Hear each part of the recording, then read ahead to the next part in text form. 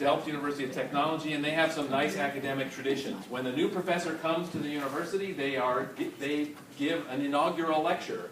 And they're wearing regalia, and there's the beadle is there with her mace, and she pounds it on the floor. It's very ceremonial. I couldn't get the mace from the president's office today for you, Joel, sorry.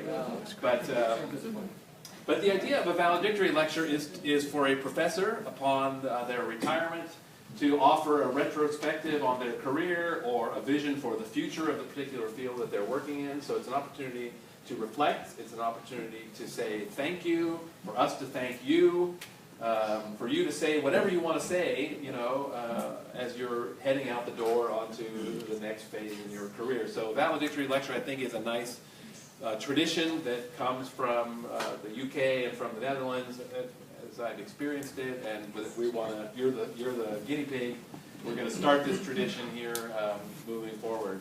And so that's what a valedictory lecture is. As you know, we have a full program here until 4 o'clock, and then we'll follow by a more informal reception downstairs, where I know some of you want to say some things that we don't want to stream on Facebook, maybe. That will be an opportunity to be more fun and open, although this is going to be fun. I want to say something about the future of public transportation. I remember when I was about 14, I traveled with my family to Italy to visit my grandmother, and I was fascinated by all the different modes of transportation that we took. We took boats, we took trains, we took motorcycles, buses, taxis, plane. We put the car on a boat, we put the car on a train, we drove the car. And back home in Northern California, we sort of drove everywhere, or occasionally rode the bike, or rode BART in San Francisco. But just this multitude of options really struck me as a kid.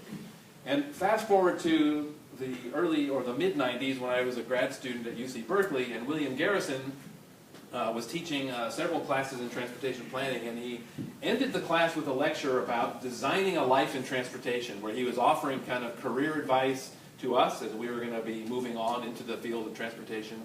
And he was encouraging us to be proactive about actively designing a life, not just letting our life and our career sort of flow at us and to be responsive, but he was encouraging us to be proactive. And one thing he said stuck with me about how important our task is to provide increasing options for our fellow citizens in transportation. Not to take options away, not to try to define what our fellow citizens might want as options, but to lay out more options and more opportunities. And I think for public transportation, we all have to be careful stewards of the public transportation systems that we have and that we need to have in the future to make sure that all of our fellow citizens, all of our neighbors, current and future, have access to education, to recreation, to health care, to jobs.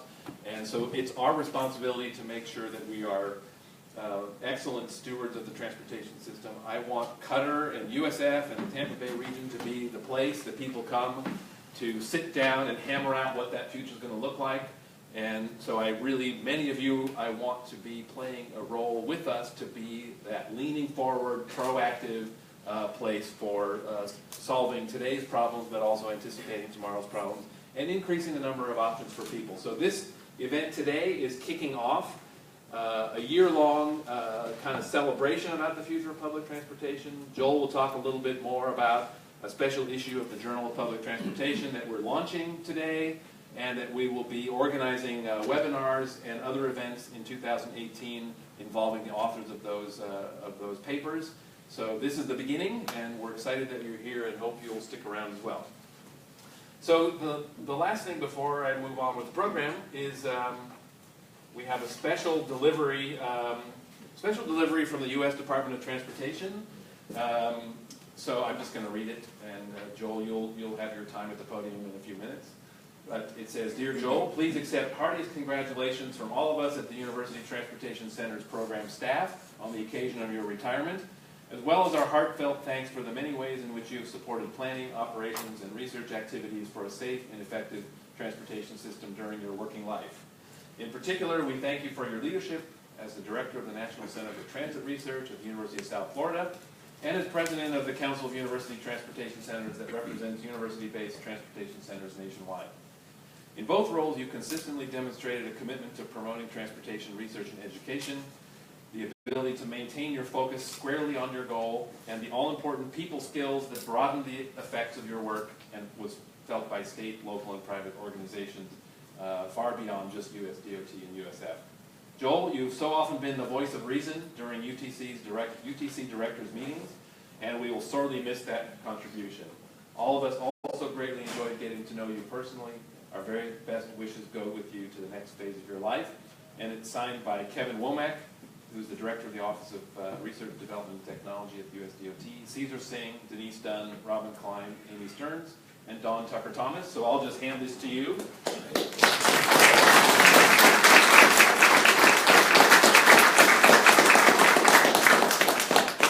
So the next, so we're going to have an introduction or some remarks next from Dr. Jose Zayas Castro, representing the College of Engineering. You give Dr. Zayas a round of applause. You don't have to. You want me here? Yeah, anyway. Yeah, I mean, they're. Yeah. Okay. Good afternoon. Good afternoon. Today is a great day and a special occasion. I think we have the opportunity here, which already started, to celebrate, to give thanks, to reflect, and to then look at the future. For more than 24 years, Joel Volinski has basically become the face of Qatar and the College of Engineering and Public Transportation, regionally, in the state, nationally, and beyond. Over that period, he has done many things, which those of you that are related with his resume and his vita will see an extensive list of presentations, colloquiums, papers, etc.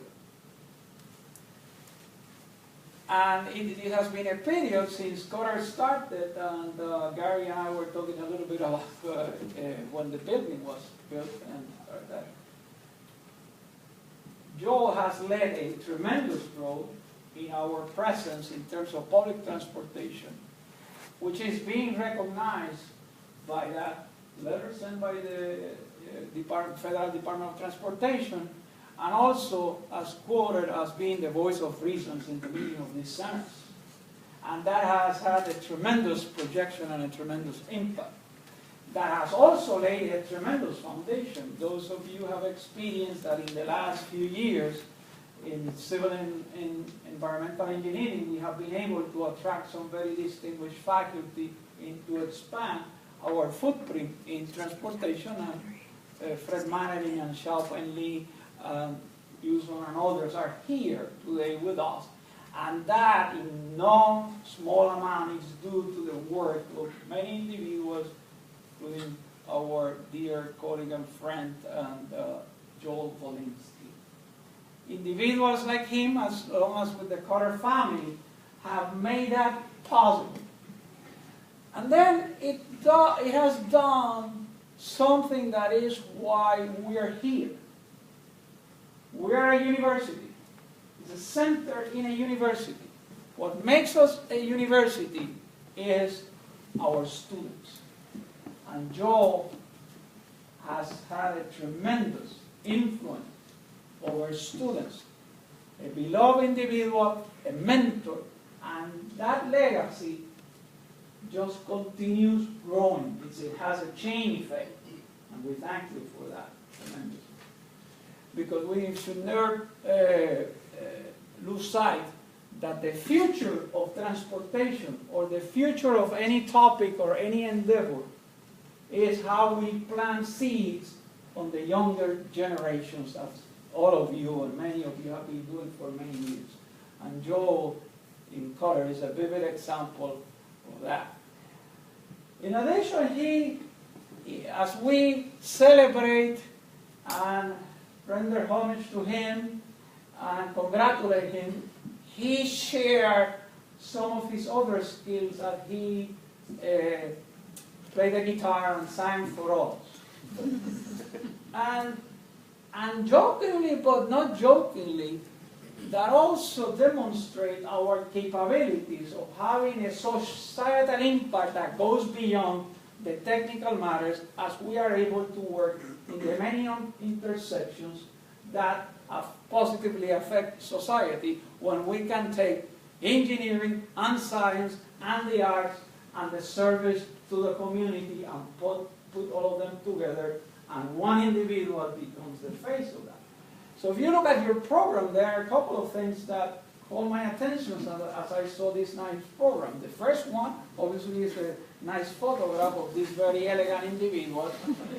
Then when you open and go to this side, here is this other picture which has an embedded statement that I understand was made by Joel, and makes an expression that relates to happiness, to service, and to have a societal impact on the community.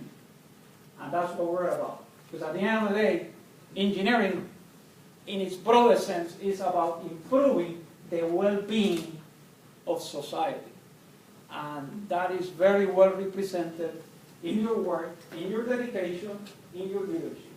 And for that, and all the great personal attributes that you have, we are eternally thankful to you on behalf of the whole engineering faculty at the University of South Florida, and particularly from our students and those that you have met. Thank you so much, and may the Lord accompany you in your forthcoming activities. Keep doing great things.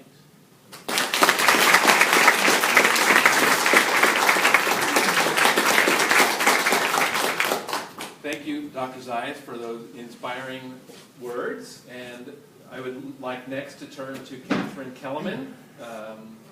She's the executive director for a while longer of HEART, and we really appreciate your willingness to be here today. We know there's a lot going on in your life, as it was announced in the last day or so that you'll be departing for Pittsburgh, but we're really excited to have you here, and thank you so much. Thank you.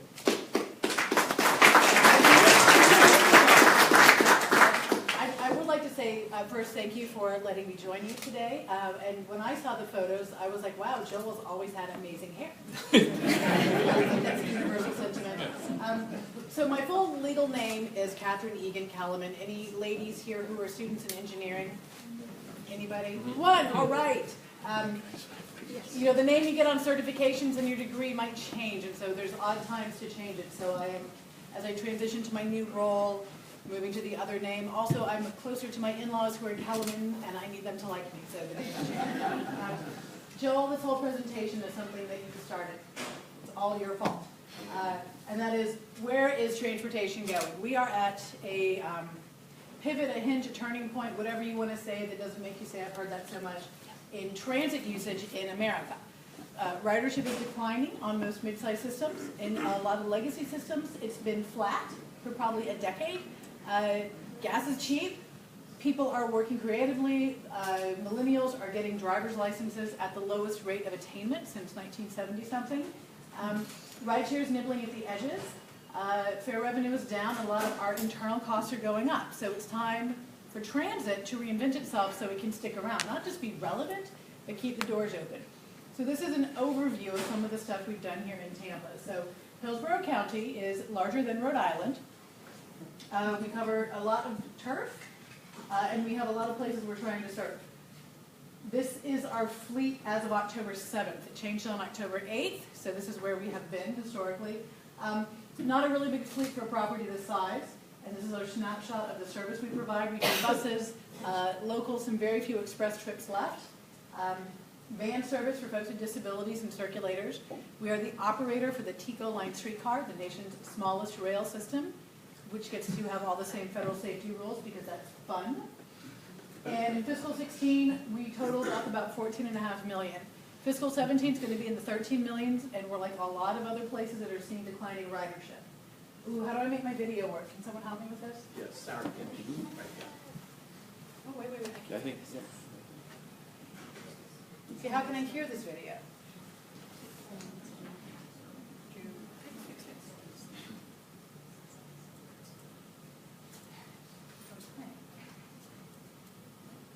sound so good, guys. Should I sing? It is a catchy tune, so shall we try? Wheels on the bus, Joel. There we go. Transportation is key to regional economic development. And when comparing Tampa's per capita spending in transit between Atlanta, Dallas, Charlotte, and Jacksonville, we do more. Hillsborough Area Regional Transit Authority services approximately 1,000 square miles, nearly the size of Rhode Island. We drive over 9 million miles per year. That's 19 round trips to the moon. And we've created countless innovations along the way, such as flamingo fairs. Hyperlink, the nation's first to offer transit-operated rideshare service.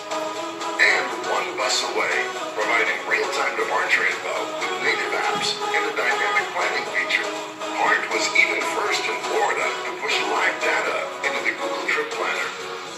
To improve our environmental footprint, our entire fleet is transitioning to compressed natural gas. And we're ISO certified in environmental sustainability. HART is also leading efforts to advance transportation options and public-private partnerships.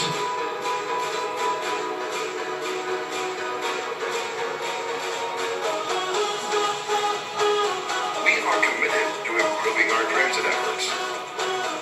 For our riders, Hillsborough County, and the planet. Join us, and together, let's go beyond the bus. So that's some of the stuff we've been doing that Joel started. Again, all Joel. So the universe is shifting. I say the day that our transit model died was November 5th, 2015. That's when we received the October 2015 ridership data. And it was 10% down from the year before. So again, a lot of what's going on. Gentrification too. So future generations of planners and engineers, do not underestimate the impact that your traditional transit neighborhoods are being infiltrated by folks who love trains and would rather gnaw their legs off at the hip than take a bus. And they are displacing your traditional transit folks who then have to move somewhere else, but they're usually displacing them at a pretty slow rate. So you see your ridership decline, but not fast enough that you can move your service around. So there's a lot going on. At the same time, we are living with a budget with a lot of pressures. We're not very heavily funded. We've never had a lot of money in the bank. We're self-insured.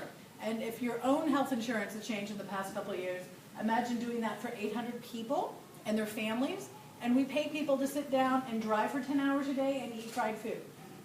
Or we pay them to stand in a garage and do hard work. So this is not cheap healthcare. So how do you bring it together? We went with this program called Mission Max, Modernizing and Aligning for Excellence. You are probably familiar with Houston, Jacksonville, a couple of other towns doing service realignments. And whatever they took out, they put back into service. So we kind of left that second half off of this. But that was a good thing, because when we are putting every single dime on the street, that means we can't save for the future. Our maintenance facility is 40 years old. It will be cheaper to build a new one than to renovate that one. Our fare boxes should be 4 to 6 years old. They're 18 years old. They can almost vote. Before they can run for Congress, we need to replace them. But by putting everything on the street, we can't save for the future. So this process allowed us to overhaul a transit network for sustainability. Sustainability isn't just we can afford it today. If someone could sign a lease in Plant Schools and work in Brandon and not have to choose between their kid being in school and being vested for the retirement they're using to pay for college. And isn't that what we do with transportation? We make life happen, but it has to be consistent so you can sign a lease and you can build a life around it. So part of our situation appraisal with Kendall Oliver was looking at where everyone's going to, what the network looks like now. And you see from a whole bunch of lines to smaller lines over here, it's a big change, but this also allowed us to take routes to 12-minute frequency on Nebraska and Fletcher, 15-minute service frequency on Florida, 20-minute frequency on Hillsborough Avenue. So a lot of changes. And what drove this process was an awful lot of public involvement. Clearly the model changed, and we're not users normally. And I would say, who reads Human Transit? Anybody? Oh, just like 3 of you. You're all in trouble. It's a fantastic, thank you. It's a fantastic transportation blog. And one thing Jarrett Walker talks about is the bias of elite preference, thinking that what decision makers want is what the network should have. We didn't want to do that. We talked to folks who use the network. We said, what do you want? They said straighter routes, more frequent routes. 79% of our folks said they would walk farther to catch a ride. They also said they wanted new tools, like ride-hailing services available to them with a certain amount of equity. Okay, I got to up my game now. Clint, you missed all good stuff, man. So we brought a network that did all of this. I'd like to take a second to point out Marco Sandusky, who is our Director of Community and Government Relations. Marco and his team of like 2 people, just kidding, 3, did a huge amount of public involvement. We had 22,000 interactions supporting this overhaul. By way of comparison, Nashville is doing a $5.3 billion program. They want to take the voters. They had 20,000 interactions developing it. 10% more people got touched through this network than the whole overhaul in Nashville. And Marco convinced 2/3 of us at a time to volunteer at 4 in the morning. So he is a magician and he hasn't slept all year. So this wouldn't have been possible without his work and his team's work. We also heard from folks they wanted different tools. So you may be familiar here in the university area with our Hyperlink program. Who has heard of Hyperlink? Okay, good. More hands for that. It's our version of ride hailing. So you can get it with the app and pay credit card. You can call and speak to someone. You can pay cash. Lucky for you in the university area, we will come get you in a Tesla Model X vehicle. Let's see if I can play this video. Clinton, you got here for the good stuff. I can figure this out.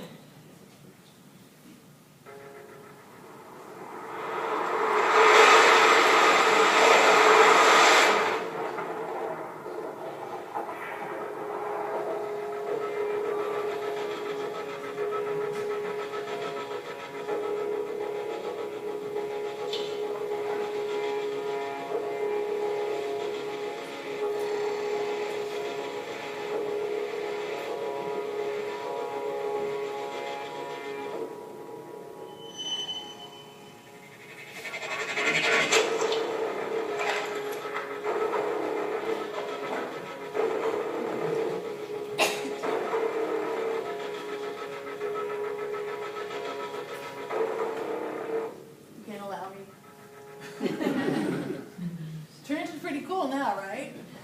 And the nice part is also up, and then there's me.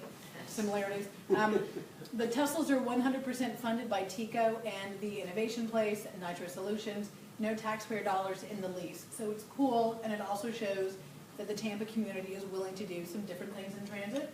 And again, there's kind of odd on Facebook Live. So we've been engaging. I am, according to the Pittsburgh Post-Gazette, a fast-talking Twitter fiend. And our social media guys have gimbals, which they like to play with, and so we do a lot of Facebook Live updates. And it's just a different way to get a hold of folks. A quick overview of all the engagement that we did for Mission Max. So there's a huge amount of interaction. This is a brief snapshot of the meetings we did over the summer after we did our first level of meetings. So in the planning process, of course, we do our first meetings to measure the problem, the second meetings to make sure we heard you right, and the third meeting to take, did it all come together? This is our third round. So a really busy schedule of meetings out where people will be when they're riding the bus, but also trying to talk to folks who aren't riding us and see where we are growing that market. We also do a lot with other vendors. We're really great at our bread and butter services. We don't need to recreate what someone else is doing. So Hyperlink is operated by Transdev. They have tens of thousands of vehicles worldwide. They have a level of support in shuttle services that we can't match. And then we don't have to take on the responsibility of maintaining another vehicle type. If you have taken Megabus or Red Coach from Marion Transit Center, they come in, take you all around the state, and we get money from them we use for landscaping. Megabus also comes in from Orlando. Every trip comes to or from Orlando. They provide free service in Eastern Hillsborough County for folks with hard bus passes. So just a couple of things. Flamingo's a regional fair project. We were one of the first agencies in the country on One Bus Away, and we worked with folks here at USF on that. So just a lot of partnerships. You also might be familiar with the Regional Transit Feasibility Plan going on right now. So if we can ever get out of our way, what will we actually build? That's a hard partnership. Also, this is my kid's favorite social media guy. This is Blippi.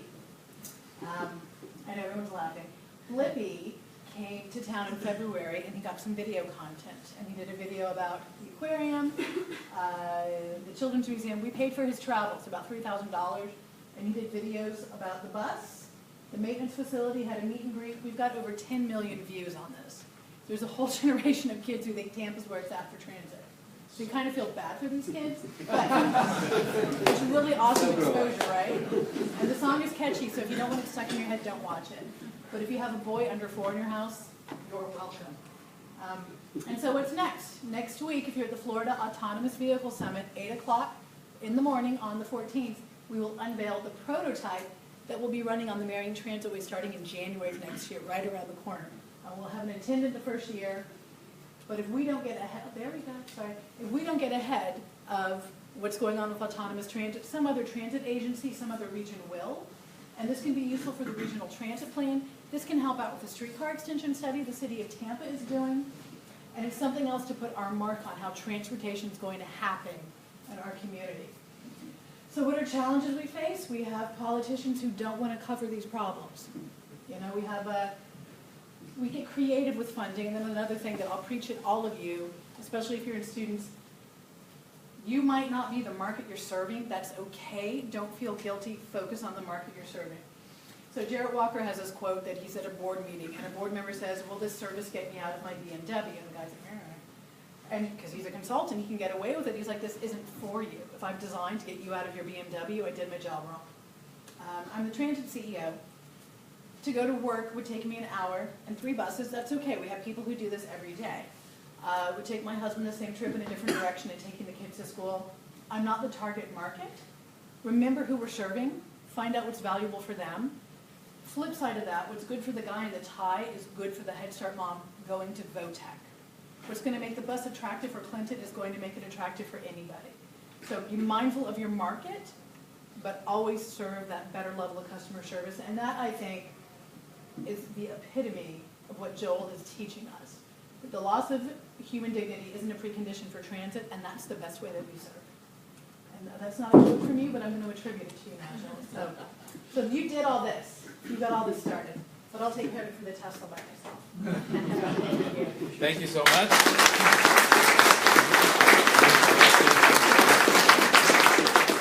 So we will have Q&A later, but our next speaker is Ed Coven, who's the state transit manager from the Florida Department of Transportation and effectively a member of our Cutter Advisory Board, for which we're very grateful. Thanks, Rob. And thank you for being here.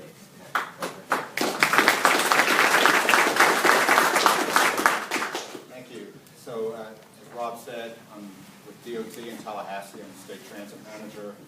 I've been in that position since 1996, so actually going on 22 years. And it's been a great honor to serve in that position. And so I was very honored to be asked to come speak today.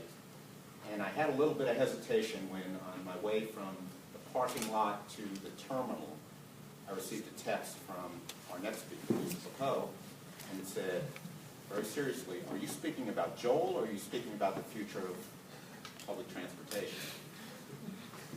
I said, oh boy. Let me check my notes. Let me check my invitation. So anyway, I have a lot to say about the future of public transportation, but I'm here to speak about Joel. So Joel and I go back way before Joel's joining Cutter. In 1983, I finished my graduate program at FSU in the Department of Urban Regional Planning, and I had a job waiting for me in Broward County with the MPO doing transit planning. So I interned there a couple of times. And Joel, at the same time, was just getting appointed to the job of Transit Agency Director in Broward County, which is one of the larger systems in the state of Florida. Joel was an assistant county manager, and we lost our general manager at BCT, Broward County Transit, and county manager, Floyd Johnson, asked or directed Joel to take over that job. Joel was a little different as a transit manager because he had absolutely no background in transit whatsoever. I'm not sure he'd ever ridden a municipal bus.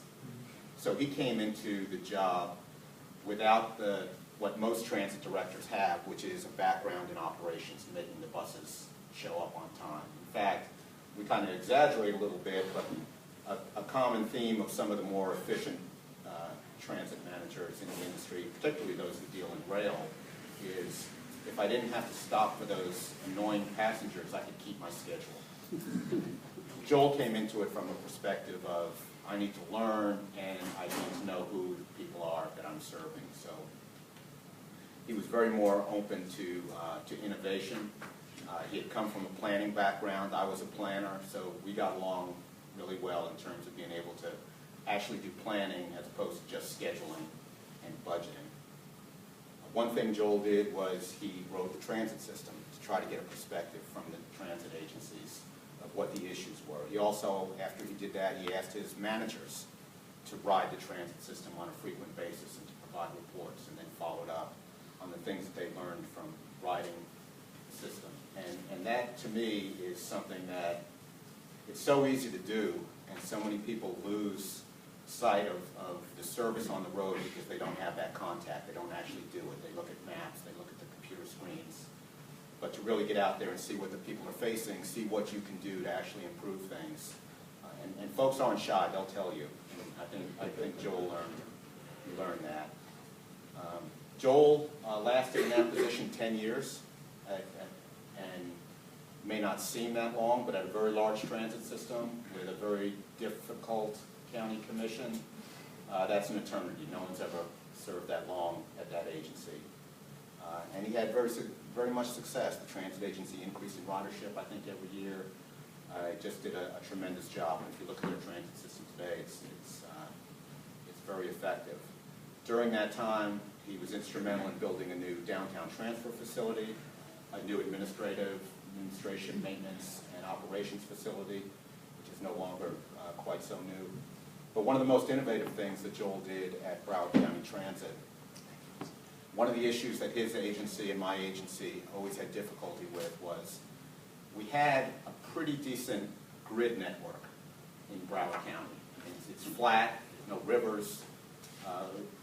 We have roads that run east, west, north, south, but we also have gated communities, and we have elderly communities, and we have neighborhoods that are away from those major roads, and they all have a political constituency, and they all want that bus running through their neighborhood, whether they plan to use it every day or not. They want that bus in their neighborhood, and once it's there, you can't get it out. So if you're trying to run a bus up 441 or run a bus across Broward Boulevard, and you've got to pull off the highway to circulate through these neighborhoods, you don't have a very efficient service. And I remember going to county commission meetings, and we proposed a route adjustment that took it out of a neighborhood because we had such little ridership in there. And the one person who had ever ridden it would show up at that county commission meeting and say, "No, you can't take it out, I won't be able to get to work."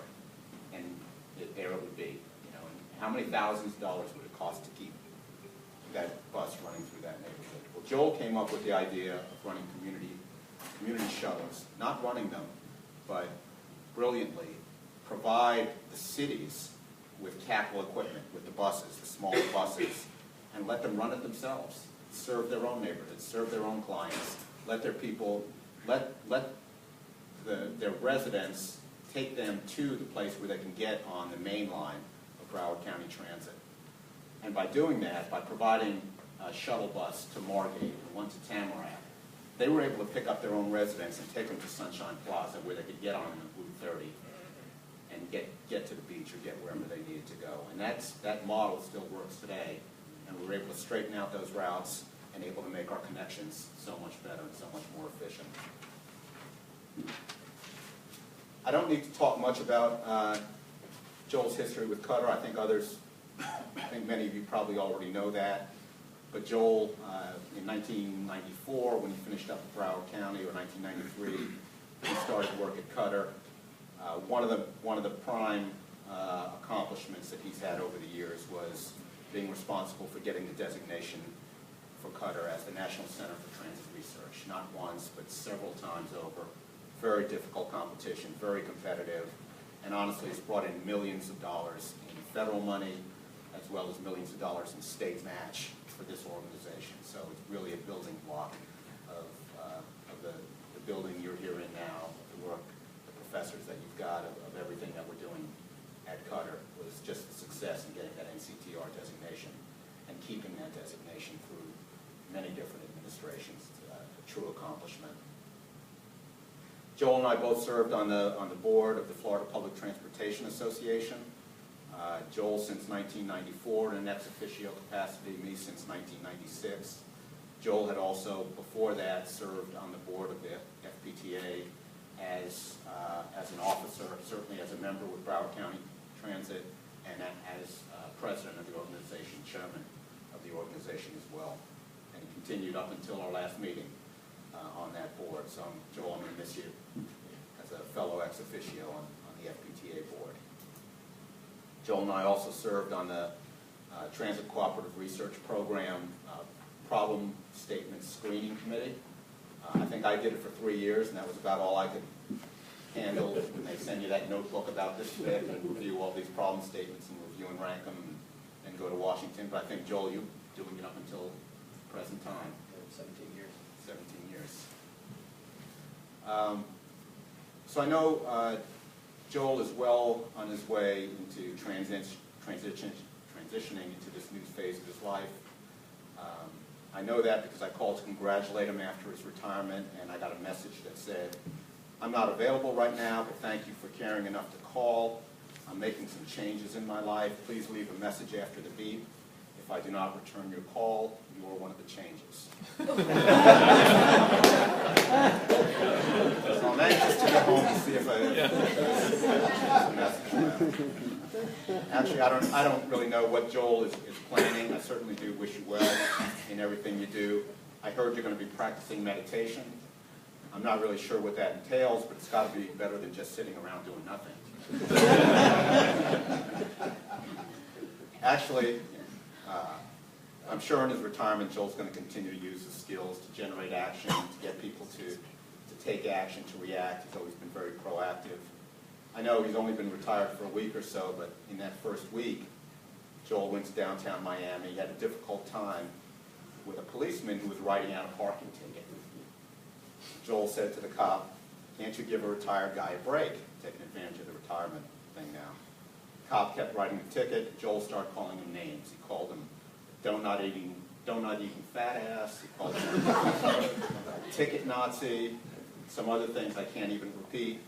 And every time he called the cop a different name, the cop would write another ticket. Something for having a bald tire or having a crack in the windshield. And the more he abused the cop, the more tickets the cop wrote. But Joel didn't care. He'd gone downtown on the bus, and the car getting the ticket had a red bumper sticker that said, "Make America Great Again."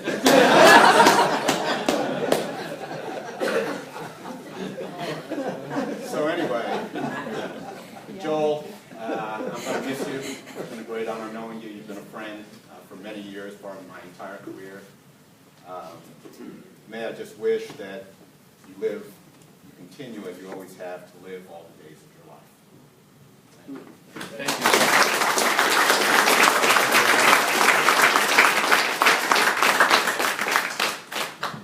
Thank you very much, Ed. And our third speaker, Lisa Foucault, the Executive Director of the Florida Public Transportation Association.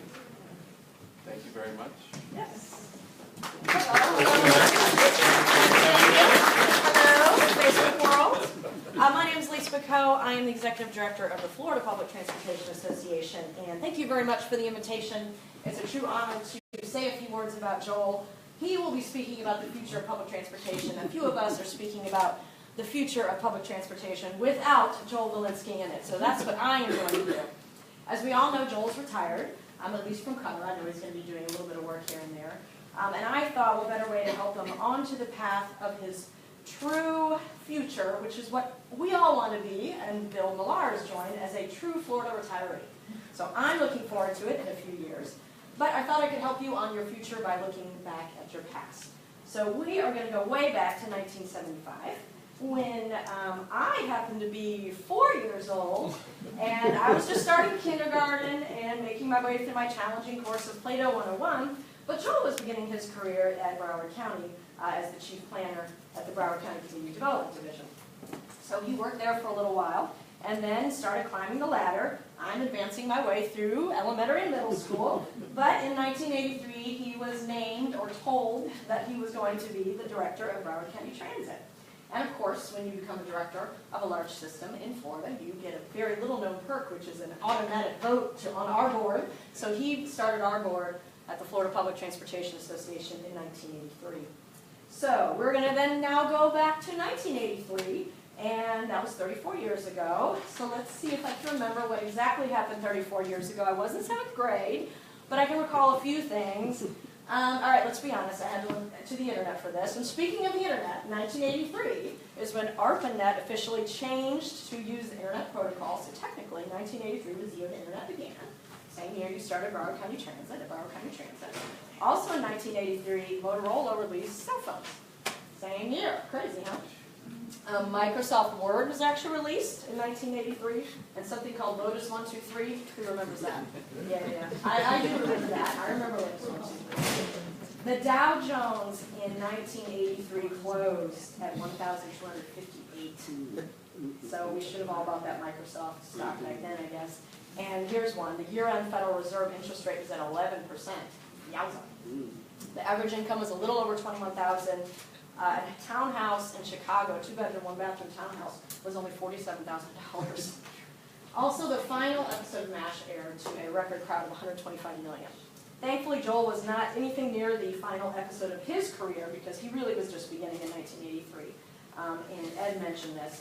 Over 10 years when he was the director of Broward County Transit, he raised ridership 120% over 10 years, with his service hours only increasing 35% and the population only increasing 10%. So that is certainly a record that must be unmatched before or since by any other comparable transit system. Joel served as an officer of my board from 1985 to 1988, and he has served on our board of directors for a record consecutive 35 years on FPTA. That's pretty incredible, 1983 to 2017. His accomplishments at FPTA are wide-ranging. He helped to create the FPTA Professional Development Workshop, which began in 1991, and now trains over 300 participants a year. And he championed the concept of free registration, which we, of course, still do today. So thank you for that, Joel. It's a wonderful event that we hold right here at the University of South Florida. He is also credited with researching and recommending to our board that we establish an FPTA Hall of Fame. And he personally nominated 10 of the 15 Hall of Fame members. Actually, you can make it 11 of 16 because he nominated himself this year. So congratulations on getting our Hall of Fame, Joel. He was president of FPTA when we were successful in getting the first operating assistance for local transit agencies from the Florida legislature. And of course, that block grant is now something that everyone depends on every single day. While at Cutter, he managed the development of the Careers in Transit DVD that's been downloaded over 22,000 times. And so speaking of going back in time, I was looking back at movies since DVDs got mentioned and rentals. So in the year 1983, Return of the Jedi was released, Tootsie, Trading Places, Flashdance, which I looked at this too, leg warmers were $9.99 in '83. That seems a little high. Another film that was released was one of my personal favorites, National Lampoon's Vacation, which Joel was about ready to embark on a permanent vacation called retirement, so that was good timing. So we are also, again, you're going to hear Joel talk about the future of public transportation, and surely, this has already come up in Catherine's speech, but surely this will come up over the next hour or so, is autonomous vehicles. So I thought it would be appropriate to utilize the Society of Automotive Engineers' 5 levels of automated driving systems to describe Joel's future retirement. You might need to use your imagination a little bit for this one. So there are 5 levels of autonomous vehicles. So level 1, this driver assistance level means that most functions are still controlled by Joel at this point, but some specific functions can now be done automatically. So you can let go of a few things and just let some other people handle it. Level 2, Joel will be able to do some of the driving all himself, but he'll still remain alert and ready to take over at any time.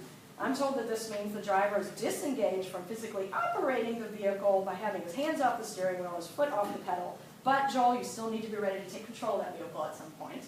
Level 3, good news, drivers are still there and still need to be really aware, but you can shift safety critical functions to the vehicle.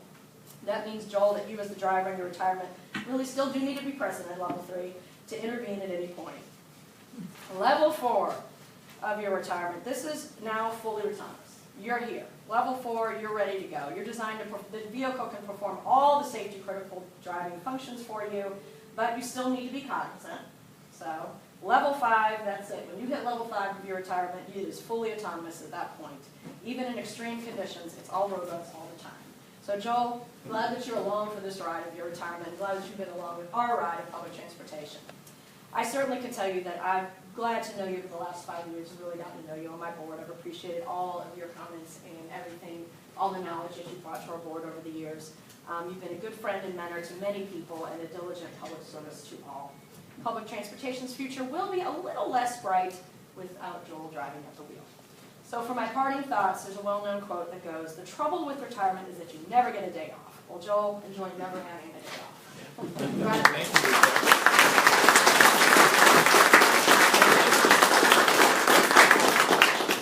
Thank you very much. And I think now...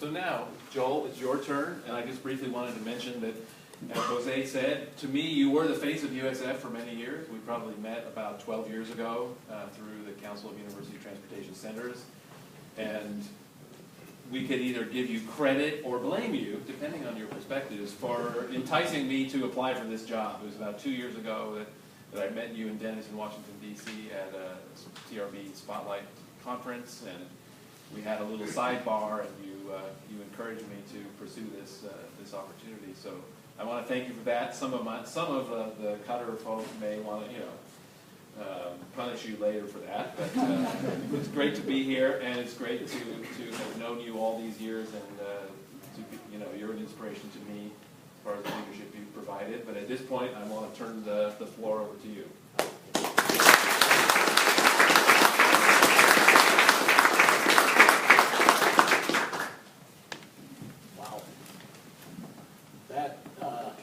Was unexpected and very, very much appreciated. All the folks here that have spoken, Catherine, I know Pittsburgh is going to be very, very happy to get some of your capabilities and your colorful personality and everything you bring to that position, and I wish you all the very, very best. Ed, you've always been such a tremendous friend of Cutter and myself, and always someone that brings a little bit of levity to any situation. I didn't really curse that comment. However, once when I was driving out in Montana, there's really nobody out there. I mean, this is a huge state. There's about 6 cars or something, and I was driving fairly fast, not tremendously fast. It was 78, 80. The speed limit out there is 70, and I go up over a hill. And I didn't realize the car was going to be down at the bottom of the hill, so I couldn't stop or slow down enough in time. And he pulled me over, and this is a true story, and he said, I've been waiting for you all day. And I said, I got here as fast as I could.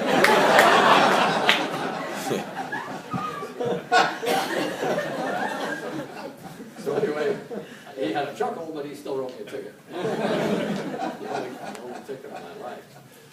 And it's been, Ed and I have had some really great golf games, and no matter what I did on any of my best days, and I think one day I threw 4 birdies at you or something, which, if you don't know, that's great for a golfer, to come in 1 under par on that hole. Anyway, even with 4 birdies, he beat me by about 5 or 6 strokes on the 18, and just a tremendous, consistent competitor on the golf course. And so it's always been fun. And in fact, a few of my birdies, I think Dennis said, hey, you didn't have anything to do with it. I told you where to put your feet in relation to the ball. And all you did was swing it the way he told you, and the ball ended up over there. So I appreciate that. Now, Bill Millar, my gosh, for you to come here from what's the name of that island again? Sanibel. Yeah, I mean, it speaks volumes about your need to get out of the house, I guess.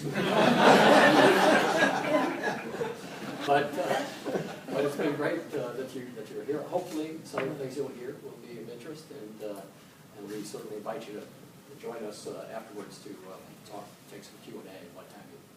And so for the rest of you, and I know Clinton, my God, you might win the award for coming from furthest away.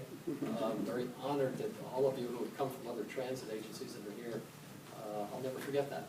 It's really incredibly touching to me. So thank you, and I hope it's going to be worth your trip. So, Jose, thanks for those very elegant words and introduction. I don't know if I deserve them all, but they were nice to hear. I really enjoyed that. And Rob, thanks for this day, this opportunity to make this presentation, to receive stuff that I don't hear every day, that's for sure, and very few of us do. And that's the trouble with these kind of events, though, like this. People don't say enough nice things about you. Yeah, I'm kind of walking on a cloud right now, and I appreciate it. So let's get down to business. And if I help Thornton Williams, the chair of our advisory board. Thornton, you come from Tallahassee? Yeah, well done. I'm sorry, but you got bumped. Another guy that's coming from further away. And all my colleagues and friends who are here, and students, thank you. So let's talk about the future of public transportation. It's, Catherine has probably preempted a few of the things I'm about to say, and Ed has also mentioned a few things.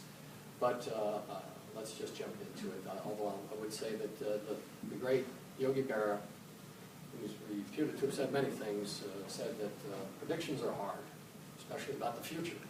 And I'm not here to be able to tell you exactly what's going to happen, but we're going to take a look at some of the forces and trends and see what the heck is going on. I'd like to thank Matt Kessler, our student who's just going to be graduating very shortly, for helping me put together the presentation together, and for Sarah, same thing for getting this thing set up. Anybody that knows me knows that I'm terrified in front of technology, and she okay, so we're going to look at the future, but as one of my voice instructors said, if you want to sing higher, you've got to learn how to sing lower. You need a foundation. Just like you build a building, you want to build a building higher, you've got to have a stronger foundation. So we're going to go in the past a little bit here, and we'll take a couple minutes. And it touches on what Ed has mentioned back in Broward County. And back then, I was the director of the transit agency, and each year, for the last 7 years, we didn't get any new money. We did the first 3 years when Floyd was there. That was great. But after that, it was very dry. And they always said, you've got to come up with more efficiencies. You've got to reduce your costs somehow. I'm sure you've heard that a few times. So we figured, why not target those areas that were next to nobody's riding? That would seem to make sense to me. And we took that recommendation in front of the commission, saying that we really would like to eliminate service in these areas. And they said, no. And the trouble was, at the time, all we had were 40-foot buses. It was either that or nothing. And the commission said, no, we're not going to give them nothing. And the county administrator and the budget director were very upset at this turn of events. And I don't know how it happened. Honestly, to this day, I don't know how it happened. While we're there in front of the commission, they said, no, we're not going to accept that. And I said, could I please have just 5 minutes with the city, Trooper City representative so we can talk about this? I'd never read about this. Staff had never talked to me about this. I'd never thought about it. But somehow, the thought came in from the universe into my head that we've got to do something different than what we were doing. And it was either divine intervention or it reminded me of the old Superman show that I saw where he takes coal, just dirty black coal, and compresses it and pressurizes it, boom, it ends up in a diamond. And my brain, was the coal. And with the pressure from the county commission, from the county administrator and the budget director, somehow this idea came in my head and just started flowing. I can't explain it, but it did.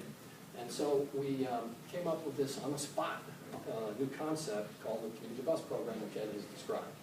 And the gist of it was that we would provide minibuses to the city and to other cities that we would lease the minibuses to them for a year. We could use our federal grants to buy them, hand them over, give them all the technical assistance in the world that they would like in terms of scheduling or public information. But then they would go ahead and use their own personnel or maybe hire a contractor to do the actual service delivery. And what they did was they worked with us to design the routes, but we really backed off and said, it's your town, it's your city, you know your people better than we do. You do what you think is right, and we'll help you make that happen. And it was fixed route, so it wasn't, you know, something terrifically new. But at the time, this relationship was new, and it helped us, and we were spending about $180,000 a year on these big buses and these places that weren't supporting transit. That got reduced because we said we would pay you $20,000 per bus, and we'll give you the bus, and we'll give you the technical assistance, but the rest is up to you. So we reduced our costs by about 80% from the county perspective, and ridership went up 100% in these areas. But also the more important thing was that we, as I said, we were able to take our buses out of these wiggly, crazy routes and straighten them out, make them more frequent, make them faster, make them more direct, and ridership increased on those routes. So what happened was, for its time, it was kind of out of the box thinking, although, like I said, I can't take any credit for it. I don't know where it came from. It just fell on me. And the city and the county usually were at terrific odds. Every time I go to the League of Cities meeting, the thing I would hear constantly is, sue the county, sue the county, sue the county, constantly. But with this, all of a sudden, wow, hey, for a very little bit of money, we can provide service, tell our residents that we're providing it, get the credit for that at low cost because the county's helping us, they provided the equipment. And it was very customized to their city's needs. These things ended up, minibuses you can take right to the front door of a condo, you can take right into a shopping center, you can take right into a doctor's office. And so it was almost like door-to-door service because most of these places were dominated by condos. And what we started there, we had 1 or 2 cities, grew to 6 before I left, and now there's as many as 35 cities in South Florida, in 3 counties that are doing this. And they're doing pretty well. I don't mean to put you on the spot. What is your average passenger per hour in at Pontchartrain? 18, 19. Yeah, with, you know, good size equipment, right? These many buses, we're doing 16 passengers per hour, and, you know, reduced costs. So it was something that was terrific, and it was unwittingly, as I say at the time, kind of a forerunner to what we're going to talk about, you know, a little bit later. So that's the past. And Catherine's already touched on this thing that we call this turning point, tipping point for where we are right now.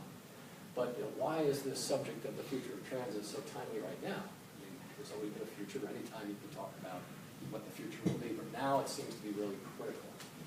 And it started, I think, because the decline in ridership, not just the one that Catherine described in her own system, but this is happening everywhere, with very few exceptions. Maybe Seattle and 1 or 2 other cities around the country are going up. But everybody else is declining. And my first thought was, well, don't get too shook up about it, because the gas prices were $4 a gallon, so we probably had a bit of a bump up, you know, back down around 2012, and then when gas prices started coming back down, then the ridership at this level was about the same as it was before the gas prices went up. But clearly there were some other factors involved here. And this just shows, this is a graph actually from Steve Paulson. The ridership decline has been happening mostly on bus. There's been a steady, in some cases, very noticeable drop in ridership on the bus. Rail, as you can see, is going up because of the investment in light rail and streetcars, things of that nature. But the decreases of the bus ridership more overshadow the increases that are happening with the rail. And so we talk about why. Why is this happening? We talked about gas prices. Yes, they've become much lower, and that certainly can encourage people to get back in a car. But then you have telecommuting, which 10, 12 years ago, I think, Phil, was maybe 1% of all forms of mobility. But today, it's up to 5%. It's the fastest form of commuting, if you call it that. We're not moving anywhere. But it's the fastest form of commuting that's happening. It's almost at transit level now. Transit carries 5.2% of all commuter trips. Telecommuting is now 5%. And growing. And some of our researchers have indicated that about 45% of all the jobs in the United States are subject to being able to be done through telecommuting. So this is probably going to continue. Then you have e-commerce, people that are shopping online. They don't make the trips to the stores anymore. They just order. And you've got all kinds of things happening and discussions about robots and drones and what have you. So we're probably going to see that grow. That 7% has been growing gradually, but it will probably grow more. Then the big issue of transportation network companies, the Ubers and the Lyfts. I think there's something like 170,000 Uber drivers out there right now in every major city in the country, offering, a very, and we'll talk about this in a moment, very attractive service. You've got bike sharing, and within some of the major cities, a lot of people are saying, well, maybe I don't want to wait for a bus at this block that I'm only going to be taking for a mile. Let me just jump on a bike. I'll be there faster. So you can't think that's a bad thing. It's active transportation. People are not driving cars. That's a good thing, but it does tend to take away from bus ridership. Car sharing, as you note here, there's some 21 active car sharing programs with 1.4 million members. So people that don't own their own car, instead of taking a bus, they might share somebody else's car that day. A better economy usually used to mean ridership would increase. More people working, going to work, commuting, et cetera. But in this case, what we're kind of hearing back from a lot of people, and we had a nice talk about this at one of the FBTA board meetings, that as the economy has improved and some people with lower wages are now rehired or making a little bit more, they're able to buy a car. It might be a clunker, it might not be anything fancy, but they prefer the car for their mobility needs. Distance learning right here in the university, where you used to always have to come in, take a trip to the class to be present and take your courses. You can do it now, often from your home. Seniors are the largest growing segment of our population in terms of percentage growth, and seniors tend to travel less. They don't have as many things to do or as much discretionary income. Immigration has gone down, and immigrants have usually been quite a substantial share of transit ridership. And then the last thing, you hate to admit it, but in some cases it's been poor service. And I don't mean just, well, we can't serve every nook and cranny of the county, but a place like Washington, D.C., the metro system there, it's about 50 years old now, but it's showing signs of age, and they've had accidents, they've had deaths, and they've had unreliable service, and a lot of people abandon it when that happens. So these sort of things are going on. And we'll return to this in just a minute or two.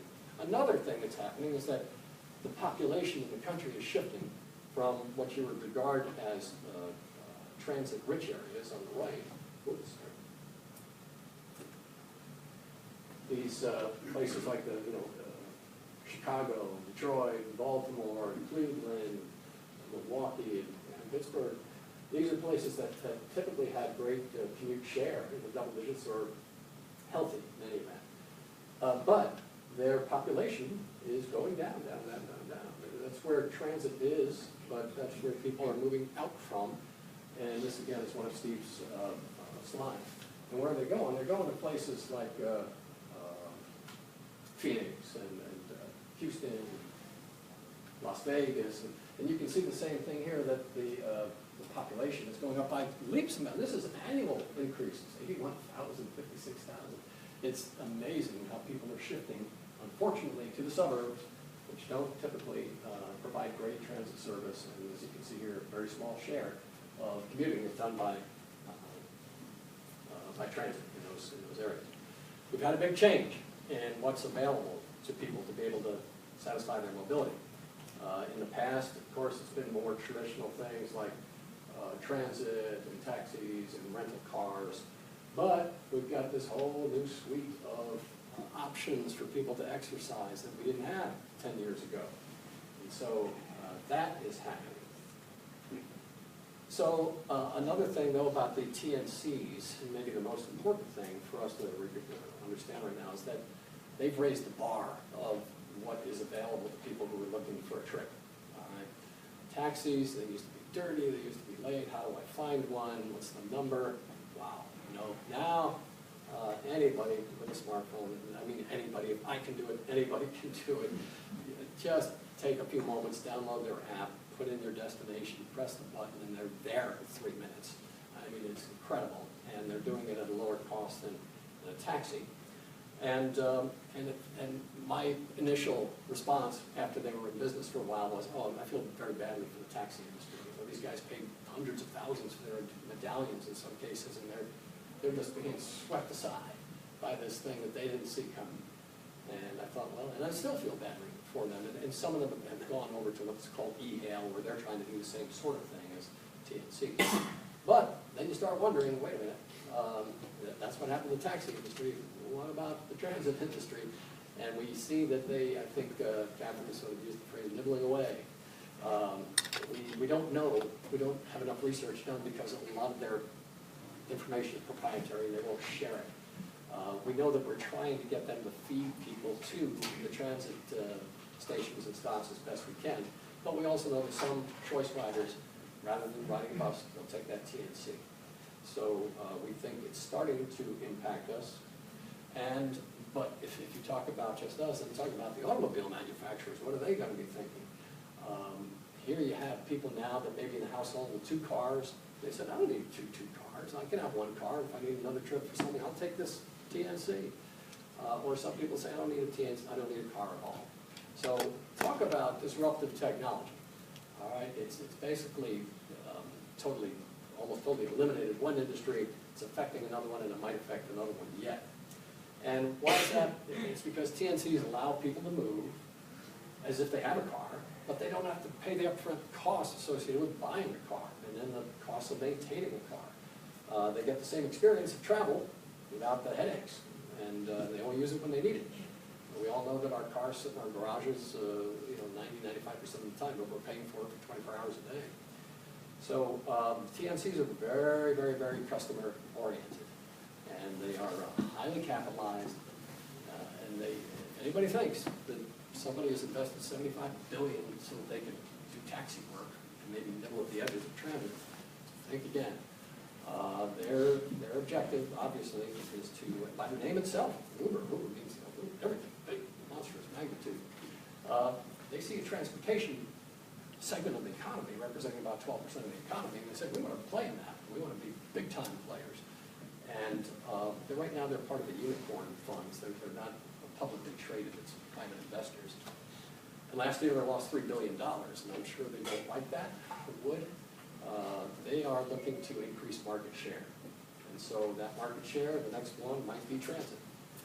And after that, of course, as many of the private automobile trips as are made as possible.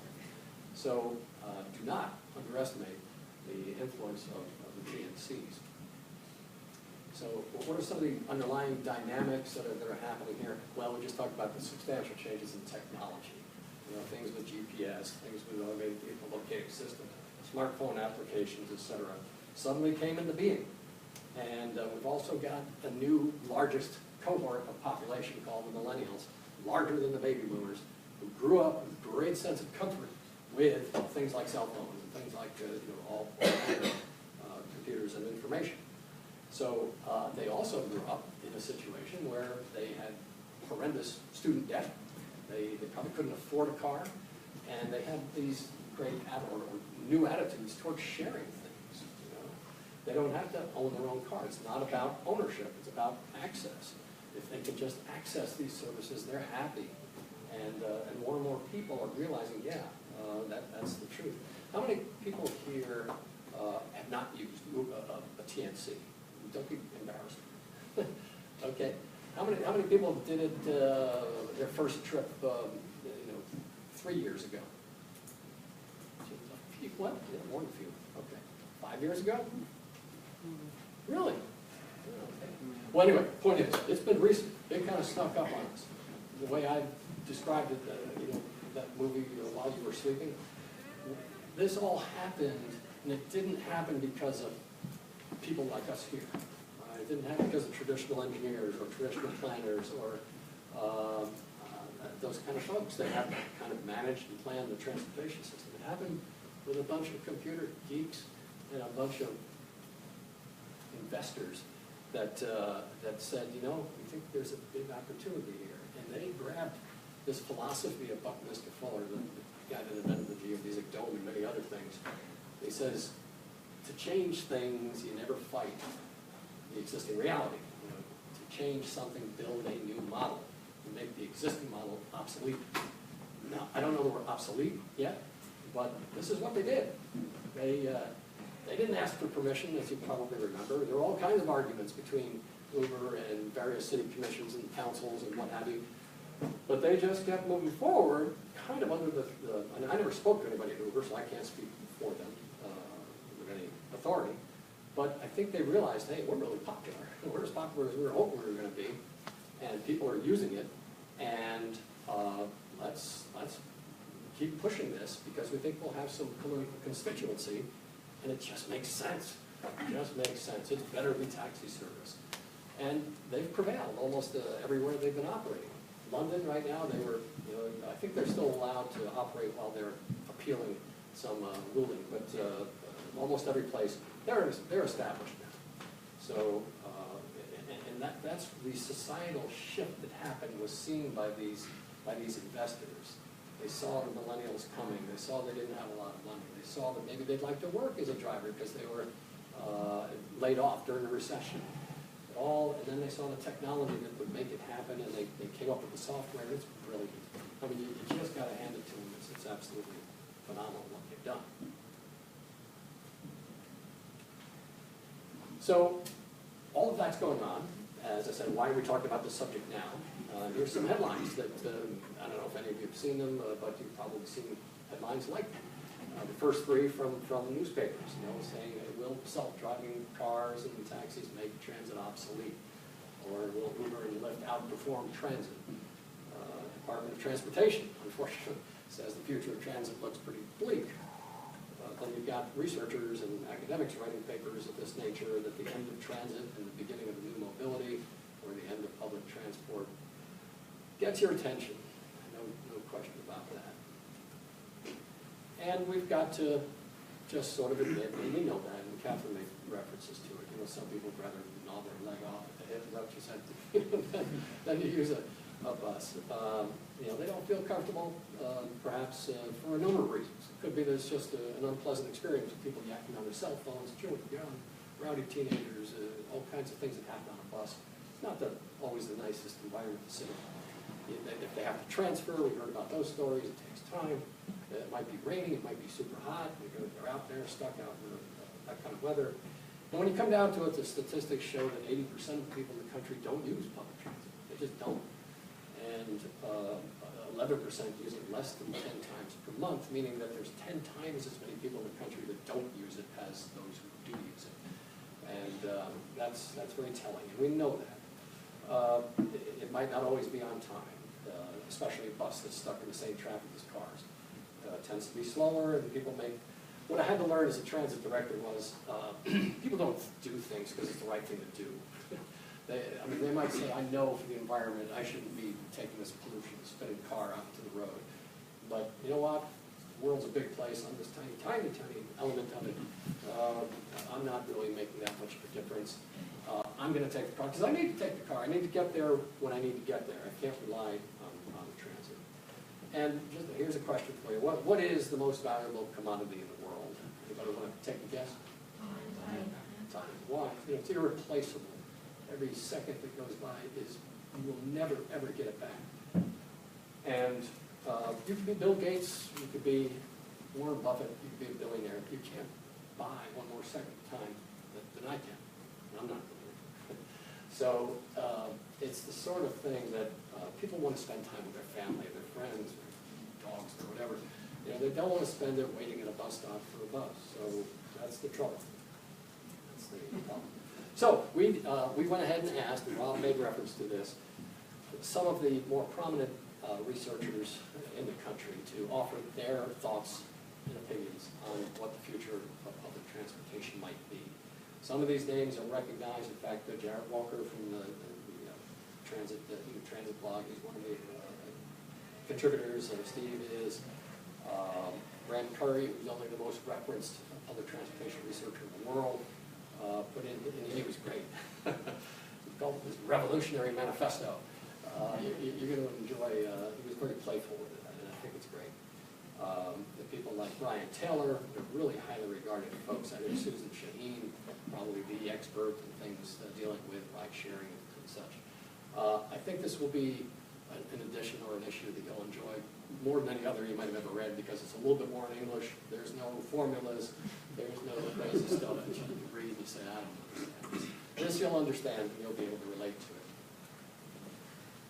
it. The United States, I don't mean to hammer on transit, I really don't, but Ralph Bueller, PhD from Virginia Tech, wrote this, and he does a lot of work between Europe and the United States. He shows us these comparisons of just the prominence of transit in the world in terms of daily trips made. USA at the very bottom of all these Western industrialized countries, two trips per day versus 25 in terms of percent. So we know these sort of things too. And it's not news.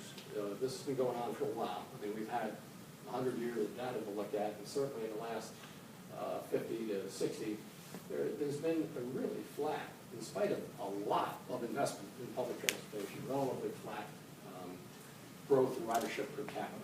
It has grown a bit, and that's a good thing, but in terms of per capita, not so much.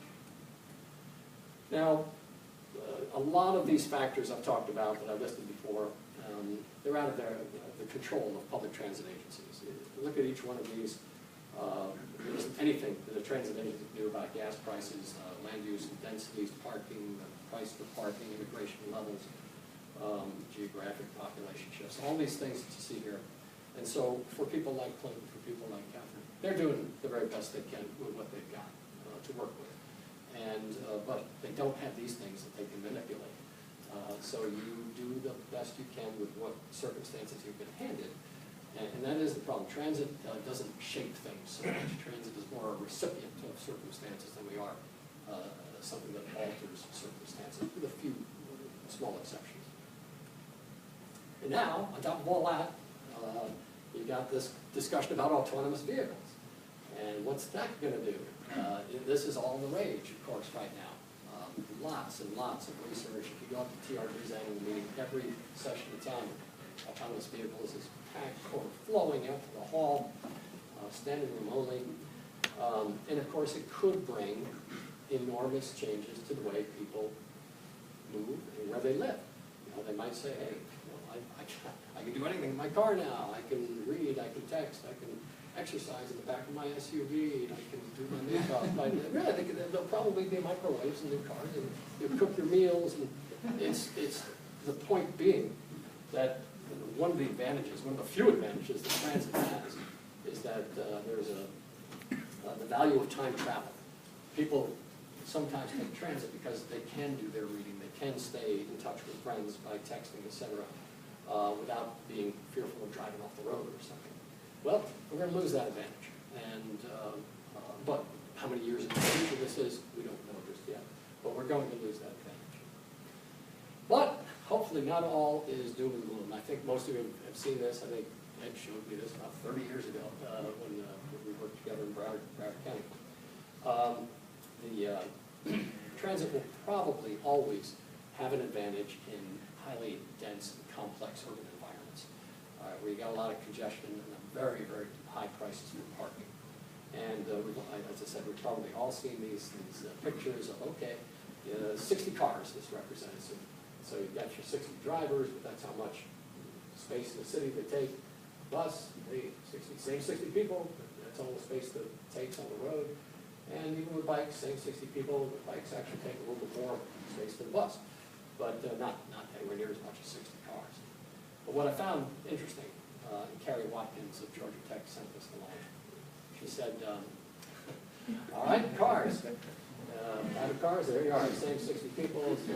You take an Uber, well, guess what? You not only got 60 people, you may have more than 60 cars because they're deadheading all over the place. And so they're adding more VMT, more congestion to the highway. And as far as autonomous cars, it might be even worse. The stories we hear of people that are going to drive their car to their office, turn around and go home. It's going to go home, they'll call it back up again when they're ready to go home, come back into downtown or wherever they are, and pick me up, and then deadheaded back again. No, they're going home, but they deadheaded to get there. This is the unresolved dilemma, and what has got transportation modelers just, their heads are spinning. They don't know quite how to deal with this. Nobody does. I mean, it hasn't happened yet. We don't know exactly what the public reception is going to be, but it's that's the advantage to transit. Always has been. dealing with congestion in highly dense areas.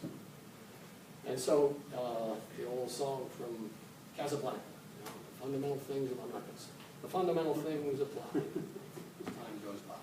That, Graham Curry offered this quote up top, which I thought was great. He said, "There's a future with autonomous vehicles, including a good proportion of them not carrying anybody, a realistic solution to high traffic volumes in congested areas." Obviously not, when I say obviously, there are some people that believe that with the efficiency that they want to be able to achieve with autonomous technology, being able to drive very close to each other, maybe better control the signalization and what have you, better smoother traffic flow. But one thing is, you know, if that's going to create more people getting on the road, they still got to get off that road to get to their final destination into some place where there's smaller roads. And it's going to be choked, more choked than it is now. As I said, the AVs, the studies that have been done, everybody's speculating that it will increase BMT.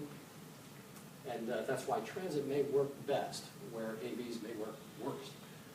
When you get into a downtown and you've got double parkers, you've got truck deliveries, and you've got bicycles, you've got thousands, if not tens of thousands of pedestrians, skateboarders, are AVs going to be able to handle that?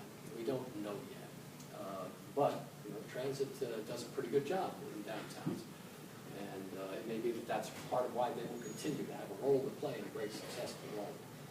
So whenever they can provide, again, people do things in their own best interest. And if the transit provides the advantages of greater speed or lower cost, they will continue to thrive in such situations. Now, autonomous technology already exists, and the applications of it to transit are already in place. I just wanted to share a few of these that some of our contributing authors sent in. And that's collision avoidance and emergency braking, and autonomous steering and lane keeping using sensors and any other type of equipment they've got. The picture here is up in Minnesota, Minneapolis, with buses riding on these very, very narrow swales, but they're able to do it safely because of this technology that they have put in. And while it's not autonomous, there's still a driver there. The bus is able to, the driver can turn the steering over to the autonomous system. Cooperative adaptive cruise control. We will have that in, again, major cities where you may have a lot of, Matt, you've probably seen this, a lot of buses going in from places like New Jersey to downtown Manhattan. And what they've said is, hey, if you can have buses that trail each other by just a few feet, you can actually increase your capacity on that dedicated lane for transit by about 250% or more. So that would be a terrific thing. It would be as good as adding another tunnel from New Jersey to Manhattan. And precision docking has been tried. In fact, we're the ones that evaluated it out in Oregon. It'll make it much easier for a bus operator to pull a bus up to a platform that's raised and safely without banging the bus against it and without leaving space that somebody can trip and fall through it when they get to the platform. It'll make for faster and safer service for those folks. And so, but think of it, you know, if you combine the precision docking and with the platooning, with the stuff that we've got already, it would offer a BRT system that would be the same capacity as a rail transit system at much lower cost. So we've known that for a while at Cutter, and I suspect others do too.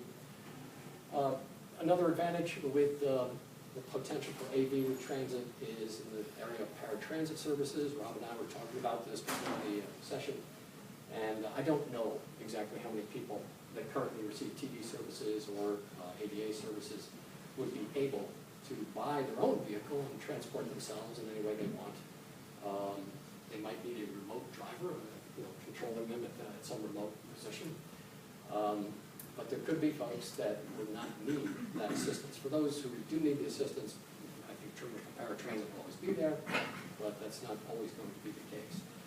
So there could be some very good reductions in paratransit expenses. Again, there may be some robotic assistance that might be needed by the passengers. And Graham Curry reminds us too that the autonomous transit is already here.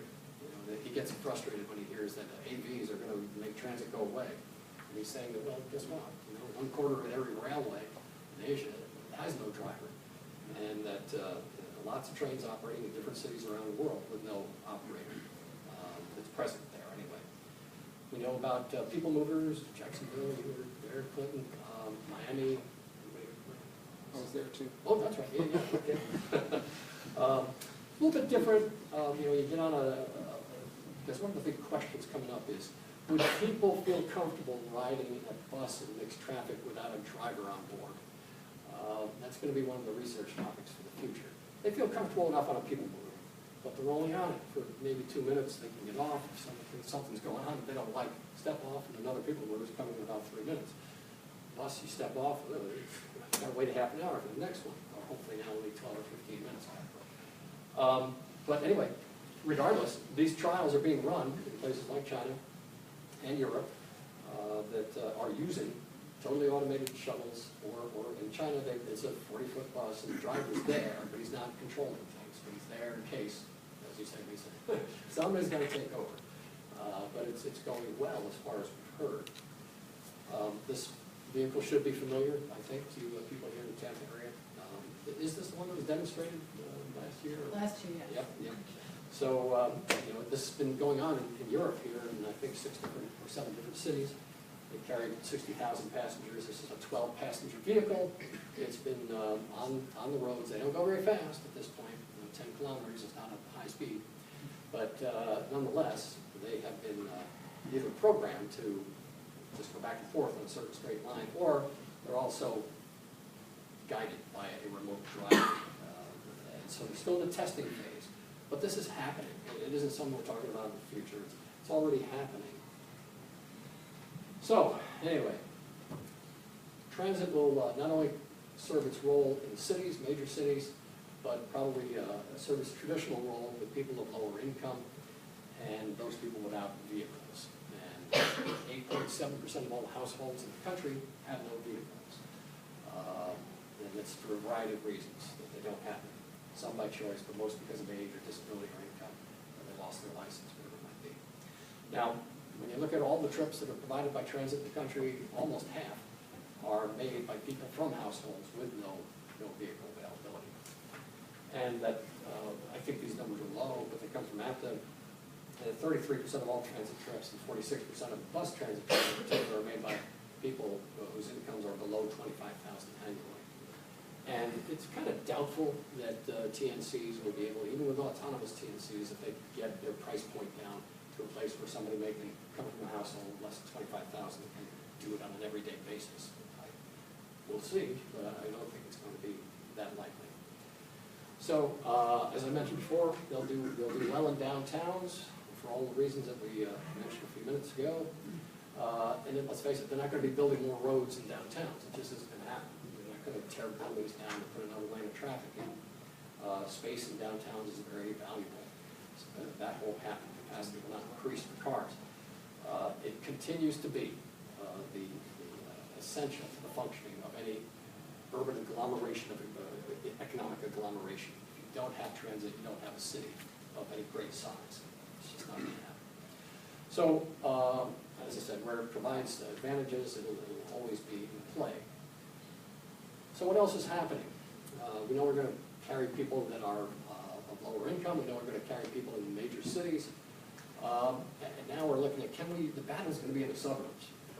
In my regard to Hillsborough County and most of the areas of Florida, with the exception of maybe Miami, as being more a suburb than an urban, more a suburb than a big city. And this concept of mobility as a service has been kicking around now for a couple of years and experimented with in Europe. I wish I had more time to read up on their experience, but what it is a packaging of a variety of optional mobility services, whether it's transit or bike share or car share or TNCs. This mobility as a service conglomerator would say, hey, for a certain number of dollars per month, you can have this package, and we'll get you whatever, unlimited transit, so much bike share, so many TNC rides, and we'll package this in such a way that it'll be just as good as owning a car. You really won't need to own a car. It's going to be how customers obtain information and how they pay for and plan their travel. It could be a public aid entity, and it could be the transit agency, it could be a MAS, as it's being called. But they want to try to act in a very seamless way with all the services that are out there. So that is something that holds promise. Nobody's tried it yet in the United States. We think that that might be able to be done. I'm sorry for all the words here, and you can read them a little bit later. But one of the things I thought was interesting by one of our contributing authors was that, is that they say that one future feature of autonomous first mile, last mile service is that vehicles will be easily manufactured at low cost using 3D printers. How about that? You know, and then electric motors, so you don't need to buy fuel, you don't have many moving parts, and you can replace them as you know, more frequently.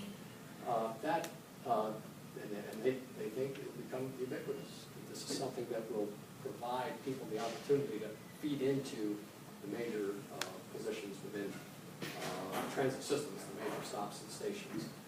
I'm not the guy to talk about this sort of stuff, but bots driven by artificial intelligence will be really able to do a lot more with real-time information than we do now, and provide all kinds of additional information for people to be able to make decisions on the fly very comfortably. So, here's my optimistic forecast, like the weatherman here, that I've got a pessimistic one too, but here's the optimistic one. Transit services will focus in the areas and in corridors of highest use with improved frequency and speed. And we've seen an example of that with Catherine's discussion of what they're doing with redesigning the transit system. This is something that Jared Walker probably was the real champion of initially. Hey, you know, let's get people enough corridors where they can get 15-minute service all over the city so they can get pretty much anywhere they need to go on frequent and reliable transit routes. And I think that's happening more and more. You've seen it in Houston, you're seeing it here, you've seen it in Jacksonville. And the results have always been good. Now, every area is its own area, and so we'll have to find out just what the experience will be here. In areas of lower density, the type that I talked about to start this discussion, will be served not so much by regular public transit service, but by partners of one sort or another, whether it be with cities like I did, or whether it would be TNCs, or some other creature that we don't know about yet, but may be out there. And that many paratransit users, as I said, may be able to be helped by the TNCs that would reduce the per trip cost, which is now over $30 per trip, and it's crazy. So they need the service, for sure, but they really drain the budget. And then we've got the whole concept of big data that's going to be available to us. We've already got more data than we know what to do with at this point. We're going to get more yet, and it should allow for terrific analysis of demand. Where is it? When is it? What time of day? What segment of the route? Really become very precise. And the hope is that more people will say, I don't need a car. I'm open to alternatives, and that includes public transit. And it'll be perhaps the highest capacity form of shared mobility. People talk about shared mobility. And a lot of the shared mobility isn't, shared. Somebody's sharing a car with somebody else, but it's not shared occupancy. And that's where we've got to get to, some higher shared occupancy. Transit is the one that does that the best, without a doubt. And then real-time information will be more powerful and useful. Payment systems will be made easier. We won't have 18-year-old fare boxes that people. I mean, you think of where we've come from. When I first came into the industry, it was take it or leave it. This is what we've got. It's one flavor, one size fits all. And where are we getting to? We're getting to more highly customized, customer-friendly types of options for people. Some more optimism. Hopefully there'll be some transit-oriented developments that will be truly transit-first in their nature. Too many of these TODs have been built, and they still allow 2 cars per unit, and it's more of a gentrification thing, which again, Catherine, thanks for making that presentation, by the way. People that were using service where the TOD is have been displaced out into the suburbs where transit's not so good. And so the demography of transit isn't consistent with the geography of transit right now in many cases. So we hope the priority will be given to rubber-wheeled vehicles in mixed traffic, whether that's through traffic signals that give them priority, or that a dedicated lane and where it's needed. And that automation will be introduced and used. We saw some examples of it. We hope we see some more. And that maybe the next generation will actually say, you know what, we've done a lousy job, we embrace, of guarding our planet. And even though I usually do things in my own best interest, this is my future. I'm not going to have a world that you have. And we're going to do something about it. I'm hoping that happens. To be honest, Marco, when you made your presentation at APTA a couple of years back, you were representing a generation. It was great. It was a great presentation. But I did ask a number of people from your generation, do you use it because you're concerned about the environment? They weren't. It was more because you wanted to be able to text, stay connected, wanted to save money, all that sort of stuff. I don't know if that's ever going to really happen. It happens in places like the Netherlands or other places that know that, hey, we may lose our country to sea level rise, so they take it more seriously. All right, so there were some reasons to be optimistic, and here's some reasons to be pessimistic. That population, those tables that Steve prepared and showed, the population continues to go where there isn't really good transit and where it's difficult to serve people with transit. And that the populations in cities may or may not grow a little bit, but it's really going to be growing in those areas that don't provide good transit alternatives. TNCs, on the pessimistic side, they will say, you know what, we're tired of losing $3 billion a year. We're coming after you. We're going to take everything we can get. And they will try to be autonomous if they can. That's where they're going to really make money. And they will try to develop the algorithms for real-time transit planning for people that are in multiple locations that need to get to the same destination. And they're going to try to act a bit like a bus. And we've seen this before, and you've seen it, Clinton. And what do we do about it when that happens? The transit industry couldn't stop it. In Miami, the one thing I can think about that's similar, I only need a few more minutes, is that there were jitneys, you recall. And the jitneys started running down the same streets that fixed route transit was running down.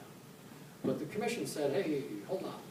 We control the highways here. We control the roads. We're in charge of transportation policy. You can't do that. You've got to work in just certain communities and areas where you're not duplicating our service. And I think they could get away with that more easily because the constituency wasn't that large. And it was really made for sort of cultural communities more than anything else that were used to jitneys from the islands or wherever they may come from. But here, let's say in Palm Beach, Uber Pool starts really figuring things out, and they start running down your streets, going by your stops. Are you going to be able to stop them? Or would you in Tampa? Bus is bigger than a car. I'm not talking about physically. From a policy perspective, what would happen if they start basically siphoning off quite a few of your passengers? And that's the trouble thing that I see coming up. And maybe I should. If I'm a county administrator and somebody says, how much is your library budget? I say $150 million. And they say, you know what? I can get this to you through internet applications for $50 million and people will have the same service. I'd be open to it. And commissioners may be open to saying, transit's costing me $200 million. If somebody can do this differently, less expensive, I think I'd be open to that if I'm a county commissioner. So that's a problem that may be facing us pretty soon. The other pessimism is that the ridership will decline, leading to that terrible death spiral, that downward spiral of reduced service, reduced ridership, reduced revenues. That while that's happening, transit expenses keep going up. They never go down, as far as I know. Automation will be resisted by transit unions, and where it could be actually helpful, they may just say, no, can't do that. And that funding, transportation funding, will go to the new kid in town. Won't use it. And all the money will go towards infrastructure for autonomous vehicles and not transit alternatives. So what's going on, bottom line, is that riding transit is a little temporary compact between strangers that share space. It's a collective activity. The but we're a country that isn't all that keen on collective activities. We get right down to it. We prefer a person. If you say what makes an American American, freedom, liberty, and privacy, none of which transit as we know it today gives you. And we have become quite spoiled. There's no more seamless ride than going to your garage, getting in the car, driving to the front door of your office, and getting out. That's what we're competing with. And that, I say here, transit is reflective of the values of a society. How much are we going to invest in this because we are trying to achieve certain societal goals? There was a time, 40 years ago, 50 years ago, when the UMTA was created, there were real serious discussions about that. You don't hear that anymore. I'm sad about that. So we in the transportation community need to be more alert to these changes that are going on that have created things like the TNCs that may affect us. We need to be open to different, from input from different people that we normally talk to, and make our best case that we possibly can where transit makes the most sense. A few areas for future research is the last slide. What do TNCs increase or decrease transit use? Will people ride in regular fixed route buses if there's no operator? Because 60 to 70% of the cost of providing transit services in the operators. If you didn't have one, look how much more service you provide. Is there some sort of a system of subsidies, like SNAP or something like that, for lower income people that would be able to use TNCs? And if so, then less transit, more TNCs. I'm wondering myself, where do these AVs park? They're all saying that, we won't need any more parking in downtown. Well, where are they going? Where are they going to park without creating more congestion? Can transit agencies provide service similar to TNCs? Could they do 3D printing and come up with these electric vehicles, have them feed people in without working with TNCs? It's a reasonable question. And how will those who are lower income and may not have smartphones, how will they access any of these new options? So there you have it. I just wanted to thank you for your patience. Hopefully triggered a few thoughts. Nobody knows the future, but I do think it's time to, as Rob said before, wake up, because there's a lot of stuff going on. The earth is starting to change underneath our feet, and it could be radical impacts on public transit. So again, thank you very much.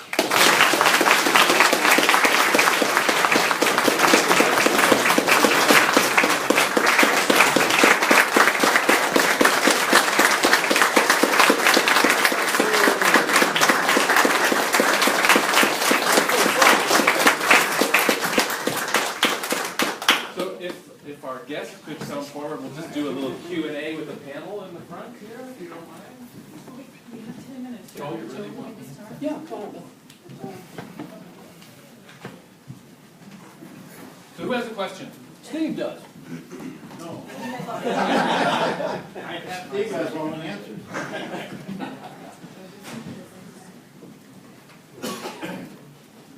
I've got a question. Sam. Have a seat, Joe, if you want. Oh, yeah, sure. There's been a lot of talk about a lot of different types of transit that could possibly help out the region. And one of the more interesting ones I've seen is aerial transit. And I was wondering what all y'all's thoughts on that would be. Like gondolas and rail transit, or? Like Uber Elevate. That works, yeah, or SkyTrain also. Well, just to start, there are people that are working on that stuff. That's what I'm saying. We've got to keep our eyes open and see what the heck's going on. There is this concept of Uber Elevate that's being worked on, or volocopters, that, I don't know how they're different from helicopters really, but people would get into them, let's say in Dallas, and I don't know how many people could fit in them, but they have a very fast ride to Fort Worth. There'll be opportunities like that in different cities that people are seriously looking at. And as far as the the aerial trams, they do exist in some cities that have really terrain. It'd be very possible to ride buses and what have you that provide a service, but I don't think they're a threat to public transit. That's part of public transit. Anybody else have any thoughts about this? What Joe will say. Yeah, okay. I know the city of Clearwater is looking at the gondolas and cable propelled transit because they can't. There's just too many cars trying to get out to the beaches. And this way they can let them leapfrog off of that. But they also have programs are looking at pretty steep price tags, and if we can't afford adequate bus service, I don't know that we can afford that. But I don't have to find the money, so there you go. But there was a paper that was submitted on rural transit and its future, and they did mention that. And not only that, but they said, well, you know what, we're going to be having more hologram images, transportation, you know, like Star Wars, or Star Trek's whatever they call that, beam me up sky. Actually, the Chinese have moved a photon from the ground into a space vehicle that shows that they could, you know, disincorporate here, incorporate back up there. Don't know how far away that's going to be. It's certainly not public transit as we know it, but that would be the end of transportation. You could just get beamed. Yeah. I have a question about people and brains. So Lisa, I'm out of this one. we just had an FPTA meeting, and I just took notice of different people getting involved in transit. So there's ex-Apple and ex-Google people. They're creating their own businesses related to transit. And each of you talked about technology. But what's happening to the industry about getting the brains into transit and maybe redefining transit as mobility management? Well, we had some presentations at the FPTA that we'd have never seen years ago. We had a couple of guys from that company with the mobile ticketing app. It was amazing what they're doing. Yeah, and they offer this to every transit agency in the country for free. They provide it, and they get their share. They make their money from a percentage of each ticket that's purchased and used on a mobile phone. So what brings those innovative minds in is not necessarily the desire to have a societal impact or to, you know, be a great public servant. That's an opportunity to make money. And so the market itself is going to bring in, you know, those brains to come up with those types of technologies. And it feeds itself. If they can figure out a way to make money on it with some technology that's disruptive, I think it bodes very well for bringing in new minds into the transit. I don't know that there's anything that great about, you know, the minds that have been operating in all of our careers. You know, certainly there are highlights. But as Joel said, with the changes that are happening right now, if you're trying to do things the old way and continue the old way, you're going to be the taxi industry.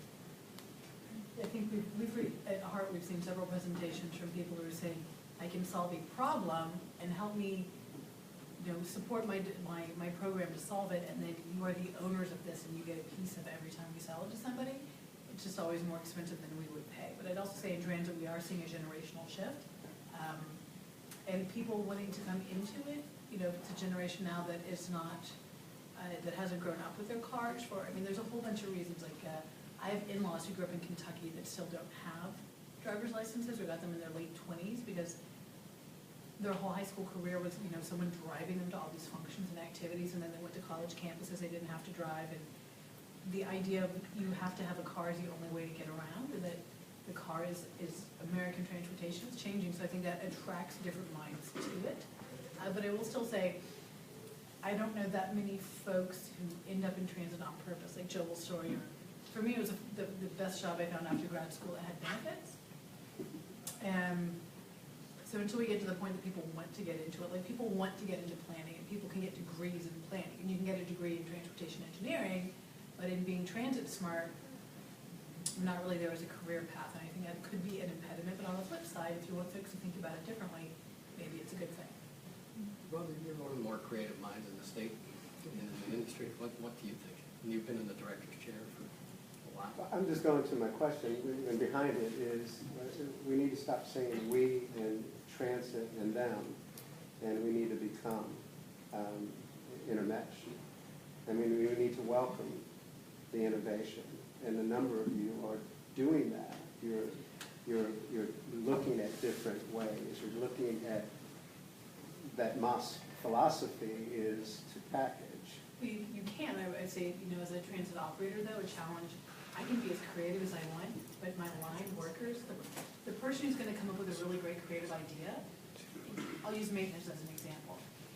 There's nothing wrong with a maintenance mindset per se, or a bus operator's mindset, but that dynamic, change-driven person who's probably going to go up through the ranks and is becoming a CEO or a leader.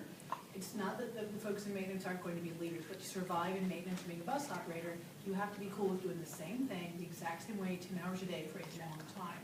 So when we promote somebody from bus, or we promote somebody from maintenance, a lot of times it's the last person standing. And the folks who could be dynamic, if we didn't find a way for them to get gratified with that, they've left us, or they've gotten really active in their union. So we take a, like a level playing field to start with new employees, and we're not, as an industry, really good. Like saying, here is a bus operator who is doing blah, or here's a dispatcher.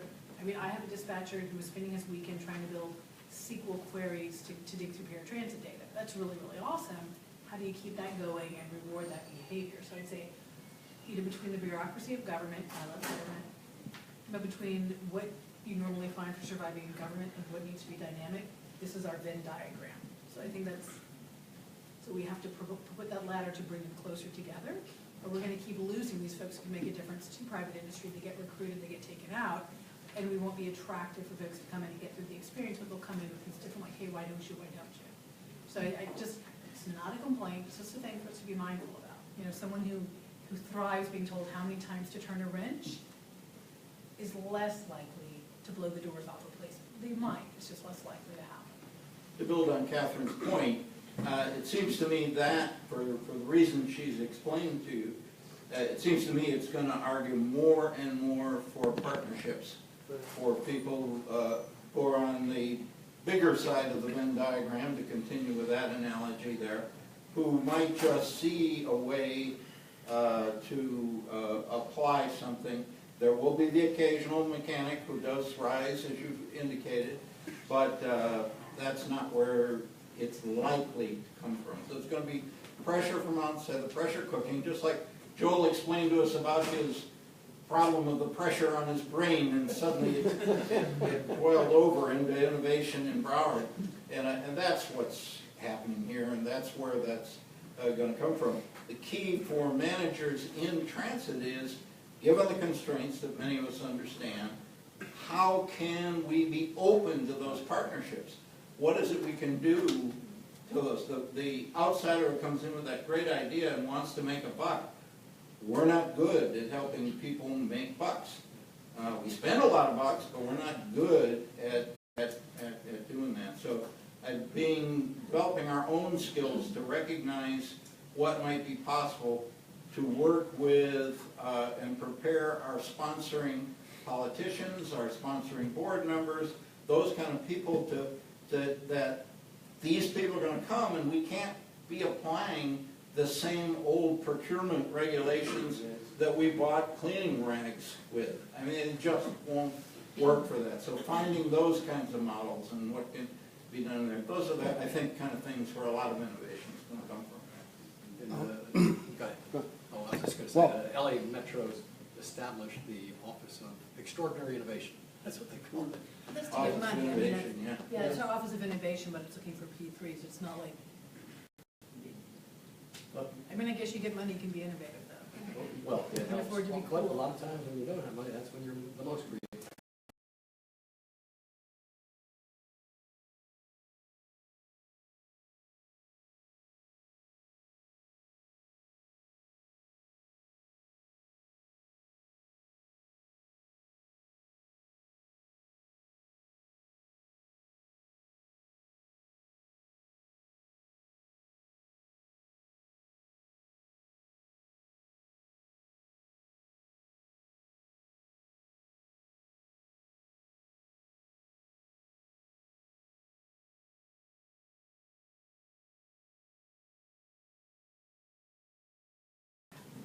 I think go to Uber head to head, where we can. Uber is not partnering with transit to be good partners. They're partnering with transit to make money. They're partnering with transit to take over, as you said. And so where we can partner, where we can steal the innovation and their smarts, we should. But we got to be careful. We have to, I believe, better articulate and continue to articulate the value of transit. The value of transit. Because it boils down to two things for me in comparison. in comparing the two, and those start with a P, price point and PPH. When you tell the story of passengers per hour, Uber could never survive with transit. And that's why transit will exist.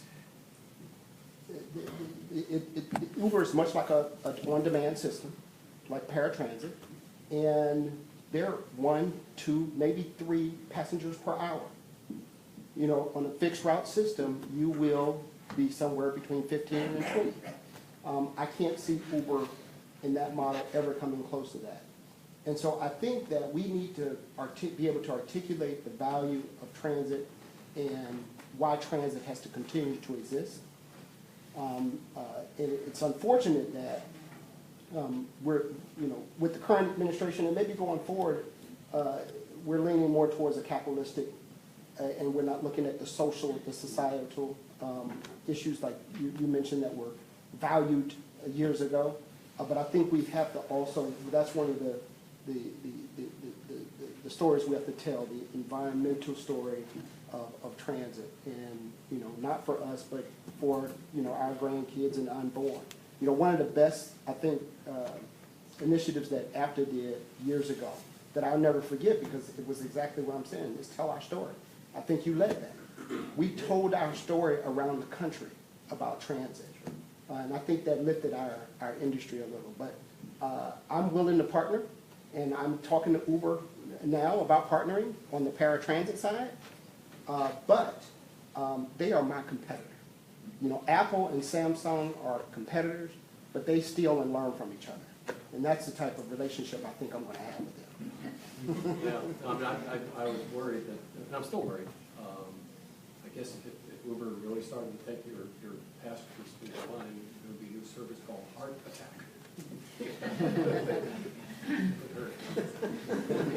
You know, I'd like to pick up on the TNC thing a little bit, and maybe there's people in the room who've researched this a lot more carefully, because I'm in stage 5 of retirement, so I'm actually reaching back here for a couple of things. Yes, Uber and the TNCs have done a number on many big city cab companies. When I ran the system in Pittsburgh, all the cab companies, and at that time there were like 8 of them, there aren't any more, but there were like 8 of them, carried on the order of 2 million trips a year. At that time, the Port Authority carried on the order of 80 million trips. The cabs are a tiny part of the total transportation picture. And to think, so just keep that little, that proportion. It may not be, it'll vary from city to city, but this will reinforce Joel's point, they are not going to be satisfied with gobbling up an industry that has 1/3 of the trips that the public transit industry has, for sure. So that's something we need to be clear about with this thing. Second thing we need to be clear about, the TNCs, to expand out of that market, has to increase their revenues and their productivity. And that's the interesting place to watch, I think. Because Joel said it a couple times, almost under his breath, they've lost $3 billion so far. We hear a lot about Uber. Uber was capitalized at about $11 billion. I ain't good at math, but you can't go too many years losing 1/3 or whatever that is, 25% of your capital there. So that's going to say a number of things, one of which the pressure Joel described is going to be there, and see what that is. Another aspect of their financing, though, they're built on a model where they hire operators who will give them their capital for free. And that can't go on, because they don't pay enough to the operators to replace the capital and make a living. So that's another point that's going to have to change, and that'll be interesting to watch. And if you're looking for vulnerabilities with your competitor, there they are. Of course, now one of the answers supposedly is autonomous vehicles. And why, when you get to Pittsburgh, you'll find Uber with a big Pittsburgh presence, is to steal from Carnegie Mellon University to be able to do their autonomous vehicles. And the idea that they'll remove, and I've forgotten what their number is, somebody may know it, I want want to say it's 49%, but I don't remember what it is, of their total cost is still that driver behind the wheel. And so that's going to change. The more you begin to look at this stuff, their percentages aren't that far off from where transit is either. So it'd be interesting to watch all that. If they can replace that driver, then, again, Joel's points there about Americans' proclivity to want to travel by ourselves, can that be broken down? Because they're going to have to either find a way to get make money outside of fares. Gee, where have we heard of an industry that chose to do that? Or something else is going to have to step in there to see what it is. So I think looking at that and not getting frightened by TNCs, but see what the real aspect of the way TNCs are working, where we can do things in partnership because it's to their advantage as well as our advantage. Look at the difference between the choices Uber has made and the choices that Lyft has made. Another interesting area to take a look is Lyft has taken a much more conciliatory approach, a much more willingness to partner. You know, I don't know which one's going to be right in the long run. I don't think anyone does. But it's just a few thoughts for you to reflect on as you're thinking about the TNCs. Thank you for excellent speech. I want to be, I look at that, I'm on more optimistic side. And one of the major reasons is, as Joey just mentioned, because our city will just get congested in the future. And in order to carry so many people, and transit definitely has a very important role of that. And I'm thinking that we got a lot of challenges ahead. We cannot maintain the same just like now. But there's a bright future after the darkness. And that's a challenge we have right now. We need to transform the transit to the next generation and apply the technologies and to see how we can have the transit be able to play the role you just mentioned, how to carry a lot of people in the dense area. And look at in Asia, a lot of congested city, transit is very, very important. Without that, you cannot go anywhere. It will be congested everywhere. So how can we transfer current situation to the future? That's the challenge we have. And I just want to borrow your wisdom to see what will give our students their recommendation, what's alternative for them when they pursue this in the future. And I know we got a lot of challenges here, but is any opportunity or suggestion you would like to give to our students? I think there was something said in one of the presentations earlier about not fighting reality. And so I'm just asking a more general question. Is it a bad thing if people have less of a need, less of a reliance on that bus that's coming through their neighborhood? Is that necessarily a bad thing if those folks have a way to move around that's more efficient for them, that's affordable? I don't know that it is. I mean, it may be a negative thing for the folks running the transit system in the short term, but societally, it's kind of like coming back to the community bus service, okay? It was a good thing when you were able to put service out there that gave people something that worked better for them, and it was a win-win for everyone because then you were able to refocus your resources not on that bus going through the neighborhood, but on the bus going much higher speed, longer distance.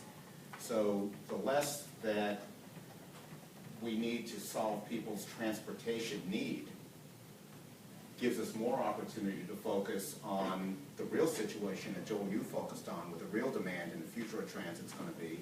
If people have options, they have shared ride, they have Uber, Lyft, they have autonomous vehicles, what's the problem that those things don't solve? And it's still the transportation capacity. So people in the legislature say, oh, we don't need transit because we're going to have all these other options and no one's going to need it. Yeah, but those other options still take up that space on the highway. They don't solve that problem. And it may be that by solving the individual trip, the outlier trips, with these other services, it's a good thing for the people who choose to use those, or they're choosing to use them because it works for them. but it also allows transit to refocus its resources to provide higher level of service, higher speed, higher capacity in the corridors where you don't otherwise have the capacity. And that could be BRT, it could be rail transit, it could be automated vehicles running 6 inches apart in a dedicated lane. But, you know, we need to adjust to what that future demand is going to be, and it may not be that person who's trying to choose between should I wait for the bus or should I take Uber or should I call my autonomous car. So I have a question for you. When you talk about Uber and Lyft, one of the genesis for that new rider way to access transportation was the archaic regulations that we had in place, where we forced you to have to think, I think it was 4 hours to get a limo, and it was an unholy alliance between the cab system and the limo system, and it was regulated as if it was the correct thing to do.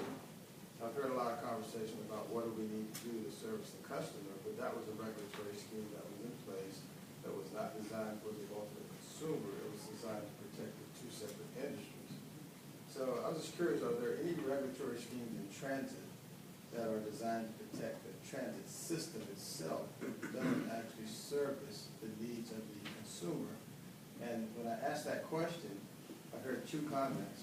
One comment is that our consumer base is not designed toward someone who's driving a BMW, but I've also heard that we're in competition with Uber or Lyft, which directly impacts individuals who drive BMWs or similar type of cars. So the modeling seems to be inconsistent. Well, but So- let's break that down real quick. Is it the market, the BMW guy, or where does that go? Keep going, I want to talk about that for a second. At least I can tell I'm stimulating the question. Yeah, you before I respond. So the question is, one, is the modeling correct? And then the second question is, are there regulatory schemes in place as it relates to transit that might actually impede the ability for you to provide better service to the customer base, whatever that may be? I'll go with and quickly, because I see we have an hour to go to our reception. And then the reception. I think so where does Uber go? When is Uber attracted to the guy in the BMW? When the guy in the BMW or a lady, let's be equal opportunity, is out of town or drank too much, right? I don't know how often the guy with the BMW is traveling or how much the BMW is drinking, right? But it's still the BMW is a primary mode of transit. And they are driving themselves and living a lifestyle where they're choosing to do blah, blah, blah, blah, blah, blah. Uber can fill that need, but Uber can also do when somebody wants to upgrade a transit trip. So I have a story of a friend of mine, Natasha, she has 2 kids. She'll take transit to go somewhere, but Uber to come home if it's a particular occasion. So she has a monthly pass, but coming home from the state fair to Carrollwood, it's worth it for her to spend $20 and get her kids out of the state fair. And transit lets her save enough money that she can pay for Uber. Another story like that, we introduced at Hart a discounted pass for community college students. And I saw someone at my kid's daycare who had the pass, and I said, how's that working? She's like, oh, I can buy 5 Uber trips for how much you saved me. I said, well, when do you use that? And she's like, look, I'm taking transit 7 or 8 times a day, but I can use Uber when my bus gets stuck in a train or if I have to stay at the library later. So going back to, are there ways to integrate and let them be good in places that can't be good? But there's a whole bunch of different ways the markets would overlap. So again, I think for the person who's got, I mean, being a stereotype, that BMW driver, they might still use Uber, but the vast majority of their trips are still going to do a different thing. As far as regulations that make it harder for transit to do stuff, we spend a lot of money on things. But part of the things baked into our cost is we're not here to make money. I mean, we're here to lose money as efficiently as possible, right? So we spend a lot of money with small businesses, which doesn't make things cheaper for the consumer, but we grow the small business. So a marketing firm that I worked with in 2010 had 3 employees when we worked with them, and now they have 60 employees, and they're hiring their former bosses to work with them. They wouldn't have had that chance without a transit set aside for a DVD contract, right? So it's a regulation that makes it more expensive, but the long-run implication was we help to grow a business. You hear a lot of complaints like the level 2 background checks for cabs or the type of insurance that's out there. Does it make a cab more expensive? It does, but I'd argue there's a difference between that and the mafia regulating the cabs and the limousine to make sure there's no other game in town. So it was, you know, how much was regulation and how much was getting away with the crappy service because you could keep anybody else from competing with you. And I think to an extent, That's where T&T is like for transit, because everyone at this table is of course exempted from this. But in transit, it's easy for people to assume that this is like a captive audience, so you don't have to up your game. So I go back to my broken record speech of what's good for the guy in the tie is good for the Head Start mom, and always keep the focus on providing that better service, and you're not gonna get your clock cleaned by someone else coming in to say, I can do better, or I'm exploiting a weakness. There's a totally different service, and there's a place that can liaise, but if Lyft can run somebody with cerebral palsy to a grocery store at 9 p.m. for $5 and I don't have to do a van ride, I would be insane not to partner. Somebody else answer, and then we're gonna award it soon. Because I think we should, this is great conversation, we could stay here all day, but we're gonna move to the reception downstairs in just a moment. There's one final order of business that I would like to take care of, or have Joel take care of, because we do have Richard Driscoll. We are optimistic about the future of public transportation and transportation in general, so maybe it's good that we end on a positive note, because Richard is one of our students. He's been designated as our Student of the Year for the U.S. Department of Transportation's UTC program. So this is Joel's last duty, I guess, as the NCTR Director of Emeritus. So, yeah, so congratulations, Richard.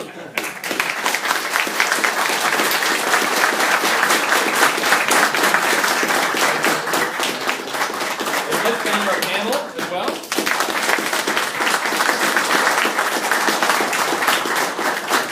And just acknowledgement of Ryan Wakefield for the photography and Timothy McDowell for streaming us out on Facebook Live. Thanks, everyone. Thanks for letting me reach one on your panel. That's how you compete. Thank you very much.